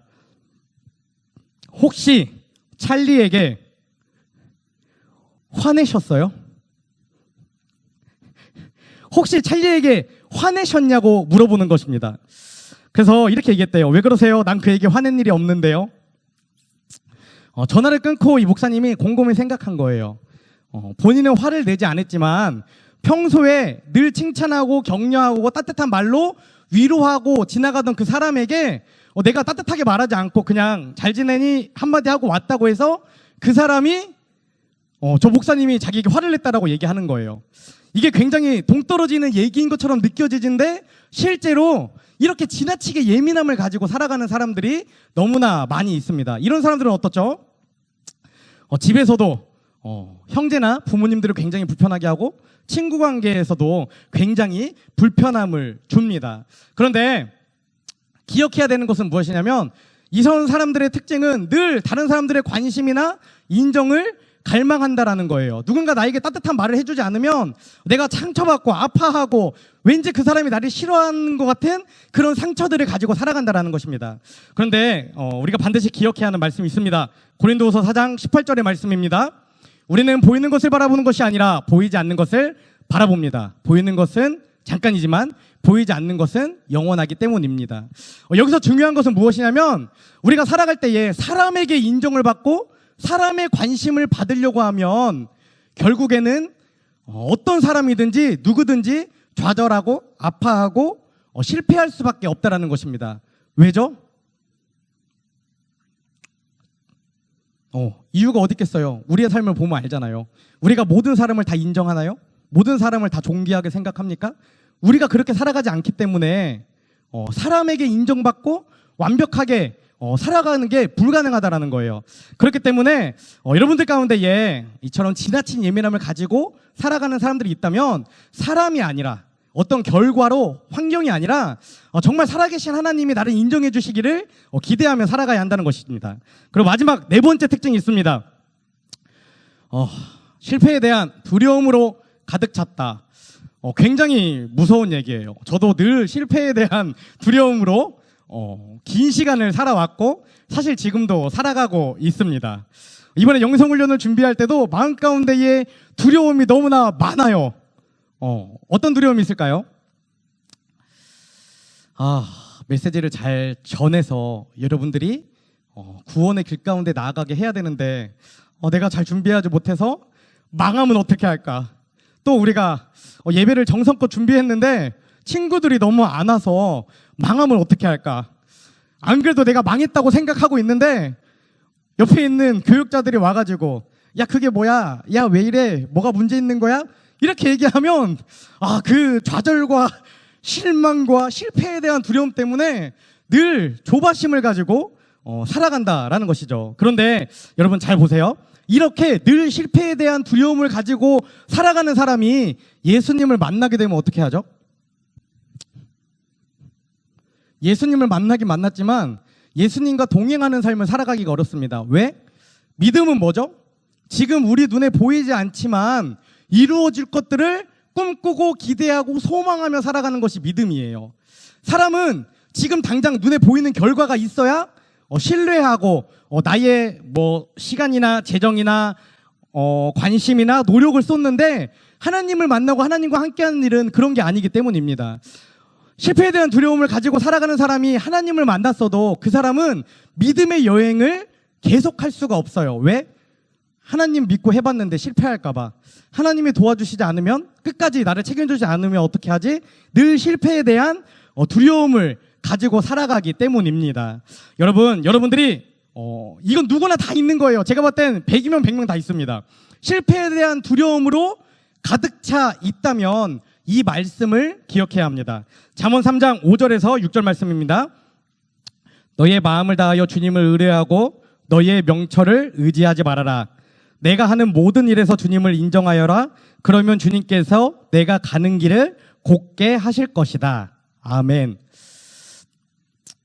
너무나 어렵죠. 봐봐요. 벌써 믿음이잖아요. 아직 하나님이 나를 온전하게 세워주시지 않았지만 세워주실 하나님을 믿고 기대하며 하나님을 사랑하며 찬양하며 나아가는 것이 이 믿음의 말씀인데, 우리가 실패에 대한 두려움으로 가득 차 있다면 이 믿음의 여행 또한 떠나갈 수 없다라는 것입니다. 그렇기 때문에 우리는 우리 마음 가운데에 이 네 가지 보여주세요.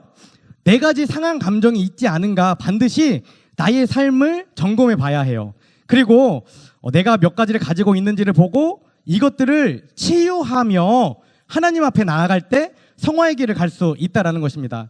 저는 특별히 저기서 자신의 가치를 인정하지 못하는 것은 이제 그때 좀 그랬었고, 그 다음에는 또 자존감이 높아져가지고 괜찮고요.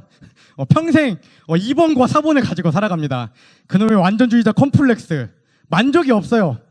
일벌레, 일중독자, 그리고 실패에 대한 두려움으로 맨날 전전긍긍합니다. 그런데 제가 이 책을 2017년도 우리 교회 처음 사역하면서 보게 되었는데, 그때부터 지금 2020년도까지 17, 18, 19, 24년 동안 계속해서 훈련하고 있어요. 이것들을 점검하며. 그러다 보니까 실제로 같이 사역하는 전도사님 목사님들이 굉장히 부드러워졌다고 얘기를 많이 하고 굉장히 편해졌다라는 이야기를 많이 합니다. 그러니까 제가 여기서 이야기하는 것은 무엇이냐면, 우리가 내 안에 있는 저런 문제들을 발견했어도, 그것을 깨달았어도 그 순간에 그게 딱 해결되는 것이 아니라 매일매일 그것들을 이겨내기 위해서 노력하고 기도하고 나를 이렇게 깎아 나갈 때에 내가 변화된다라는 것이죠. 제가 생각했을 때 저는 지금 이제 4년 했는데 제가 37살 맞을 거예요. 37살입니다. 제 생각에는 마지막까지 온전하게 여기서 자유로울 수는 없을 것 같아요. 그런데 매일매일 제가 조금씩 좋아지면서 나의 삶이 바뀌고 나를 통해 나와 함께하는 사람들이 아 정말 하나님이 살아계시구나, 하나님이 저 사람을 바꿔주시는 걸 보니까 진짜 하나님이 있구나, 나도 그 하나님 한번 믿어봐야겠구나, 이런 것을 목표로 살아가고 있습니다. 그렇다면 우리가 우리 안에 이런 있는 상한 감정들을 점검해 보고 나서 그것들을 치유하기 위해 어떻게 해야 되는가, 그것에 대해 두 가지로 정리할 수 있어요. 첫 번째는 우리의 상처를 고쳐주실 하나님을 믿고 구하며 의지하는 것입니다. 로마서 말씀 보여주세요. 이와 같이 성령도 우리의 약함을 도와주십니다. 우리는 어떻게 기도해야 할 것도 알지 못하지만 성령께서 친히 이루다 말할 수 없는 탄식으로 우리를 대신하여 간구하여 주십니다. 여기서 약함이라고 쓰여진 이 단어는 우리 안에 있는 상처를 의미하기도 합니다. 그러니까 이미 우리 안에 계신 하나님이 내가 알지 못하는 그 상처까지도 고쳐주시기 위해 그 기도 제목을 가지고 하나님께 간구하며 중보하며 나아간다는 거예요. 그렇다면 첫 번째가 우리가 하나님을 믿고 하나님을 의지하고 나아가는 것이라면, 두 번째 우리가 해야 될 일이 있죠. 두 번째는 하나님이 주시는 기회 앞에, 그 다음 페이지입니다. 아니, 그 다음 페이지. 네. 네. 두 번째는 하나님이 주시는 기회 앞에 용기를 내어 도전하는 거예요. 그 앞에 그 대사 보여주세요. 제가 뛰어넘었습니다. 네. 영화 에반 올마이티 본 친구 있나요? 그 영화에 보면 이런 대사가 나와요. 하나님께 용기를 달라고 기도하며 용기를 주실까요? 아니면 용기를 발휘할 기회를 주실까요? 너무나 중요한 이야기입니다. 우리가 우리의 상처를 치유하기 위해 있을 때에 이렇게 기도하는 친구들이 많을 거예요. 하나님, 이것을 고쳐주세요. 이 환경을 바꿔주세요. 하나님, 하나님의 역사 가운데 모든 것이 해결되게 해주세요. 이렇게 기도하는 경우가 많습니다. 그런데 하나님은 그렇게 일하시기도 하지만 보통은 그 사람이 스스로 그 환경을 이겨나갈 수 있도록 그 사람에게 또다시 그 환경을 열어주시고 기회를 주시고 스스로 이겨나갈 수 있도록 도와주신다라는 것입니다. 여러분들 잘 기억해야 돼요. 우리가 기도할 때에 기도하는 것이 굉장히 중요합니다. 하나님, 이것을 바꿔주세요. 기도한다면 그 가운데에 그냥 싹 바뀌는 것이 아니라 자신의 과정을 통해서 그것이 바뀐다는 것이죠. 그렇다면 하나님이 우리가 용기를 내어 그 치유하는 과정 가운데에 나아갈 때 우리가 도전해야 되는 것이 또 4가지가 있어요. 앞에 우리 안에 있는 상처를 발견하는 4가지가 있었다면 이 상처를 치유하기 위해 또 4가지 우리가 해야 되는 것이 있습니다. 무엇이냐면 첫 번째, 상처를 똑바로 바라보라라는 것이죠. 여러분, 그 처음에 제가 말씀 시작할 때 중간에 여러분들 상처 다 가지고 있냐고 물어봤죠. 아마 상처가 없다고 이야기하는 친구들도 있고 또 너무나 많이 있는 친구들도 있고 또 너무 큰 상처라 마음속 깊은 곳에 숨겨두고 마치 없는 것처럼 살아가는 친구들도 있을 것입니다. 저도 그 예화로 들었던 오늘 목사님 같아요 이 이야기도 사실 한동안 잊고 지냈었어요. 근데 이 상처가 내 안에 남아 있는 것을 이번에 말씀을 준비하면서 발견하게 되었습니다. 그러니까 우리 안에는 이렇게 내가 의식하거나 인지하지 못하는 굉장히 많은 상처들이 있다는 거예요. 이것들을 온전히 치유하기 위해 제일 먼저 해야 되는 것은 상처를 똑바로 바라보라라는 것입니다. 쉬운 상처들, 가벼운 상처들은 그냥 바라볼 수 있어요. 그런데 정말 너무 큰 충격이 있고 아픔이 있고 그런 상처들은 앞에서도 얘기했지만 마치 없었던 일처럼 내 안에 숨겨놓고 바라보지 못하는 경우가 있습니다. 그런데 정말 하나님이 나에게 주신 그 의로움, 마지막에 하나님과 함께하는 그 최종적 칭의의 길로 나아가는 이 성화의 길 가운데에 들고 떨리는 마음으로 구원을 얻으려면 제일 먼저 해야 되는 것이 용기를 내어서 그 상처를 똑바로 바라봐야 한다는 것입니다. 그리고 나서 해야 될 일이 있죠. 두 번째, 너무나 중요해요. 그 상처가 치유되기 원하는지 나에게 물어봐야 돼요. 보통 사람들은 상처가 있잖아요. 그냥 무시하면서 살아가거나 잊은 채 살아갑니다. 그것을 치유하는 걸 포기하게 돼요. 왜? 안 되니까. 내가 내 능력껏 해봤는데 도저히 안 되니까 그냥 받아들이고 가지고 살아갑니다. 그런데 정말 그 상처로부터 온전히 치유되기 원한다면 내가 그 상처를 바라보는 것뿐만 아니라 그 상처로부터 치유되기 원하는가를 나 자신에게 물어봐야 합니다. 예수님도 말씀 가운데에 많은 병자들과 아픈 사람들과 귀신 들린 자들을 고쳐주셨는데 특징이 있어요. 무엇이냐면 예수님이 그 사람을 고쳐주시기 전에 그 사람의 마음과 정신을 물어봤다라는 거예요. 요한복음 5장 6절 말씀입니다. 예수께서 누워있는 그 사람을 보시고 또 이미 오랜 세월을 그렇게 보내고 있는 것을 아시고 낫고 싶으냐 하고 물으셨다. 예수님은 굉장히 인격적이신 분이시기 때문에 우리가 정말 갈망하는 것, 기도하는 것, 내 안에 낫고자 하는 그 결단이 있을 때에만 나를 고쳐주신다라는 것이죠. 그렇기 때문에 내가 정말 그 상처로부터 치유되기를 원한다면 첫 번째, 상처를 똑바로 바라보고, 두 번째, 상처가 치유되기 원하는지 자신에게 물어보고, 세 번째, 나에게 물어봤다면 그 다음에 내가 해야 될 일은 자기 자신을 용서하는 것입니다. 이것은 자기 자신을 용서하는 것뿐만 아니라 자기 자신을 사랑하는 걸로 이어지는 거예요.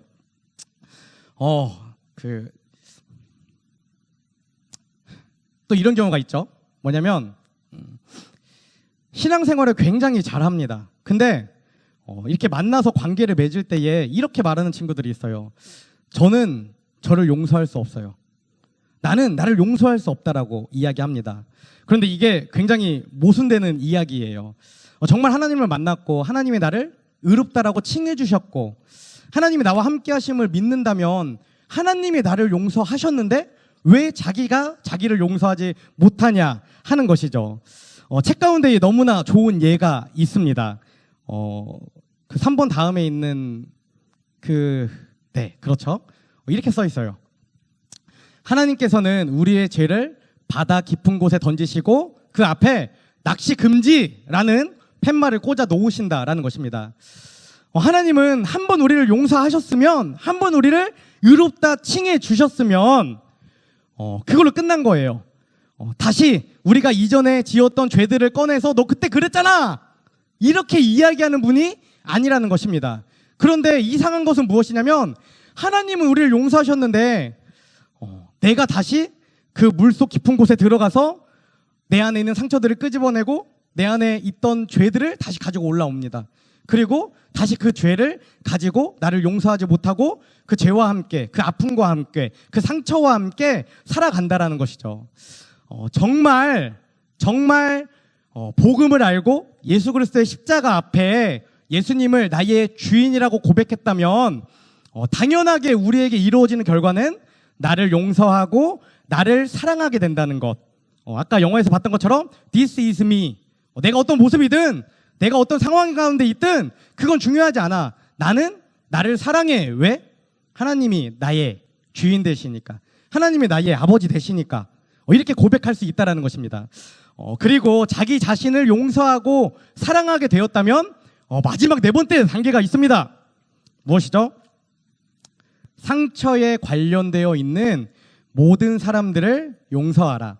상처에 관련되어 있는 모든 사람들을 사랑하라 라는 것입니다. 여러분, 앞에서 우리가 회개의 은혜에 대해 얘기할 때 그 11가지 중에 그런 것이 있었죠. 이웃을 사랑하는 것 있었죠. 기억나시죠? 이 모든 것들이 다 연결되어지는 것이다 라는 것입니다. 여러분, 이런 사람이 있습니다. 나까지는 용서할 수 있는데, 나까지는 사랑할 수 있는데 도저히 저 사람은 용서할 수 없는 사람들이 있어요. 도저히 이것만큼은, 이 사건만큼은 붙잡고 살아가고 싶은 사람들이 있습니다. 제가 곰곰이 생각해 봤어요. 저에게도 그런 것들이 있거든요. 왜 도대체 우리는 상처를 놓지 못하고 그 상처를 붙잡고 살아가는가? 왜 도대체 우리는 나에게 상처를 준 그 사람을 용서하지 못하고 그 사람을 미워하고 욕하고 그렇게 살아가는가? 여러분, 왜 그렇게 살아가나요? 제가 저의 모습을 보니까 이유가 분명하더라고요. 그것은 무엇이냐면 내가 그 사람을 용서해버리면, 내가 그 사건을 인정해버리면 내 삶 가운데의 부족한 부분, 잘못된 부분, 실수한 부분, 그것들에 대한 핑계댈 거리가 없어지기 때문이더라고요. 그러니까 내가 어떤 일을 하다가 실패했어요. 좀 실수했습니다. 그러면 그때 저 사람이 저래서 이렇게 됐어요. 이런 변명거리가, 내가 어떤 그 길 가운데에 포기하고 좌절했다면 이런 상황이 있어서 내가 이걸 못했어요. 이것은 내 잘못도 있지만 이런 환경 때문이에요. 이렇게 핑계거리를 잃어버리기 때문에 제가 제 안에 어떤 상황을 놓지 못하고 살아가는 저의 모습을 발견하게 되었습니다. 그런데 정말 자유함으로, 정말 기쁨으로, 정말 자유롭게 하나님을 예배하고 찬양하고 구원의 길을 가기 위해서는 나를 사랑하는 것뿐만 아니라 나에게 상처를 준, 나에게 어려움을 준 그 모든 상황과 사람과 환경을 용서하고 사랑할 때에 진정한 내 안에 치유가 일어나고 내가 회복될 수 있다는 것이죠. 마태복음 6장 14절 15절 말씀에 이런 말씀이 기록되어 있습니다. 너희가 남의 잘못을 용서해주면 너희는 하늘 아버지께서도 너희를 용서해 주실 것이다. 그러나 너희가 남을 용서해주지 않으면 너희 아버지께서도 너희의 잘못을 용서해주지 않을 것이다. 쉽게 말하면 저는 그 순서 때문에 나를 용서하라, 그리고 상처에 관련된 모든 사람을 용서하라 이렇게 했지만 사실 이것은 같이 상호 작용하는 것이다 라는 것입니다. 이렇게 우리가 우리 안에 있는 상처들을 발견했다면 또 어떻게 치유해야 되는지 4가지로 이야기했죠. 4가지를 보여주세요. 첫 번째, 상처를 똑바로 바라보라. 두 번째, 상처가 치유되기 원하는지 자신에게 물어보라. 세 번째, 자기 자신을 용서하라. 네 번째, 상처에 관련되어 있는 모든 사람들을 용서하라. 이렇게 4가지로 정리를 했습니다. 여러분, 제가 여러분들 그 앉아있는 테이블 위에 주보하고 레크레이션 때 썼던 종이 말고 이 종이가 다 올라가 있죠. 펜하고. 말씀을 마치고 나면 여러분들이 이것을 직접 적어보는 시간을 가질 거예요.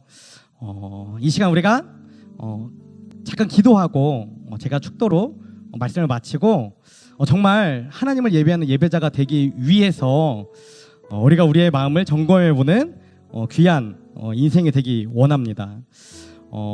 기도하기 전에 그 마지막 말씀 한번 보여주시겠어요? 로마서 2장 13절 말씀입니다. 하나님 앞에서는 율법을 듣는 사람이 의로운 사람이 아닙니다. 오직 율법을 실천하는 사람이라야 의롭게 될 것이기 때문입니다.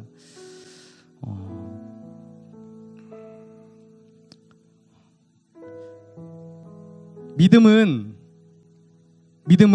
들음에서 난다고 성경에 분명히 기록되어 있습니다. 저는 여러분들 마음 가운데에 믿음이 싹트고 자라나길 원합니다. 그런데 듣는 것에서 그친다면 그것은 의미가 없어요.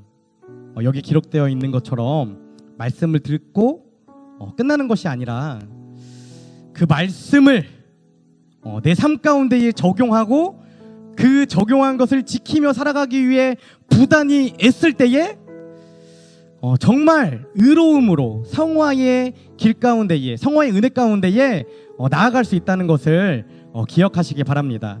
우리 이 시간 잠잠히 기도했으면 좋겠습니다. 오늘 짧은 시간이지만 여러 가지 이야기를 나눴어요. 근데 한 가지만 기도했으면 좋겠습니다. 이 기도, 하나님, 제가 정말 성화의 길을 가기 위해 내 안에 있는 상처들을 발견하게 하여 주시옵소서. 그리고 그 상처를 하나님 앞에 내어놓고 치유되기 원합니다. 하나님, 고쳐주시고 또 그 고치는 과정 가운데에 저에게 용기를 주셔서 또 환경을 주셔서 제가 그 과정을 너무나 힘들고 어렵지만 밟아 나가며 하나님과 동행하고 하나님의 뜻에 살아가는 인생이 되게 하여 주시옵소서라고, 이 기도 제목 한 가지를 가지고 우리 함께 기도하겠습니다. 사랑하는 하나님 감사합니다. 오늘도 주님의 은혜 가운데에 저희들 함께 주님을 기쁨으로 찬양하며 또 말씀을 나누며 나아갑니다. 하나님, 우리는 모두 하나님의 자녀입니다. 하나님의 백성입니다. 하나님이 택하신 족속입니다. 그러나 하나님, 우리가 하나님을 만났지만 믿었지만 여전히 세상으로 향하고 있는 저의 모습들을 바라봅니다. 하나님, 하나님을 향해 달려가기 원합니다. 하나님을 향해 돌아서기 원합니다. 두렵고 떨리는 마음으로 우리의 구원을 이루기 위함입니다. 그러기 위해서 우리 안에 있는 상한 감정들을 점검하기 원합니다. 이 시간 내 안에 있는 상처들을 점검하게 하시고 바라보게 하여 주시옵소서. 또한 그것들을 내어놓고 기도할 때에 하나님, 나를 먼저 사랑하게 하시고 나를 용서하게 하시고 또 나와 관련되어 있는 그 상처와 관련되어 있는 모든 사람들을 용서함으로 우리의 마음이 회복되어지고 우리의 마음을 지키며 하나님을 향해 견고하게 서서 나아가는 귀한 우리 AMI 청소년부가 될 수 있도록 아버지 함께하여 주시옵소서. 사랑하는 하나님 감사합니다. 오늘도 주님의 은혜 가운데에 저희들을 불러주시고 이 시간 함께 말씀을 나누게 하심에 감사를 드립니다. 하나님, 우리는 늘 하나님을 향해 서고 싶은 마음과 열정이 가득합니다. 그러나 돌아서면 하나님이 아니라 세상을 향하여 나아가는 우리의 연약한 모습들을 계속해서 바라봅니다. 주님, 이제는 그것들로부터 돌아서서 다시 하나님께 나아가기를 결단하기 원합니다. 그러기 위해 먼저 나의 마음을, 우리의 마음을 점검합니다. 우리 안에 이런 상처들이 없는지 바라보게 하여 주시옵소서. 나의 가치를 인정하지 못하는 사람이 있지 않습니까? 완벽주의 콤플렉스로 살아가는 사람이 있지 않습니까? 실패에 대한 두려움으로 아파하는 사람들이 있지 않습니까? 주님, 지나친 예민함을 가지고 다른 사람들과 평안하게 살아가지 못하는 사람이 있지는 않습니까? 자신의 모습을 철저하게 냉정하게 바라보게 하여 주시옵소서. 또한 내가 바라본 그 상처와 아픔들을 정말 치유되기 원하는 우리 청소년들이 되게 하여 주시옵소서. 그것을 통하여 나를 사랑하고 나와 관련된 모든 사람들을 사랑함으로 이 땅 가운데에 하나님의 뜻을 이루며 우리의 구원을 향해, 그 구원의 길을 향해 한 걸음 한 걸음 걸어 나아가는 우리 청소년들이 될 수 있도록 아버지 은혜를 더하여 주시옵소서. 이제는 우리를 위해 이 땅에 오신 예수 그리스도의 은혜와 독생자를 보내주신 하나님 아버지의 크신 사랑과 날마다 우리를 보호 인도 승리케 하시는 성령님의 내주 교통하심이 이 시간 상한 감정을 치유함으로 삶 가운데의 성화를 이루며 진정한 예배자, 성경적 구원의 길을 걸어가는 인생이 되기를 결단하는 AMI 청소년들과 교사들과 또 청년들 위해 지금부터 영원까지 함께 하시기를 간절히 축원하옵나이다. 아멘.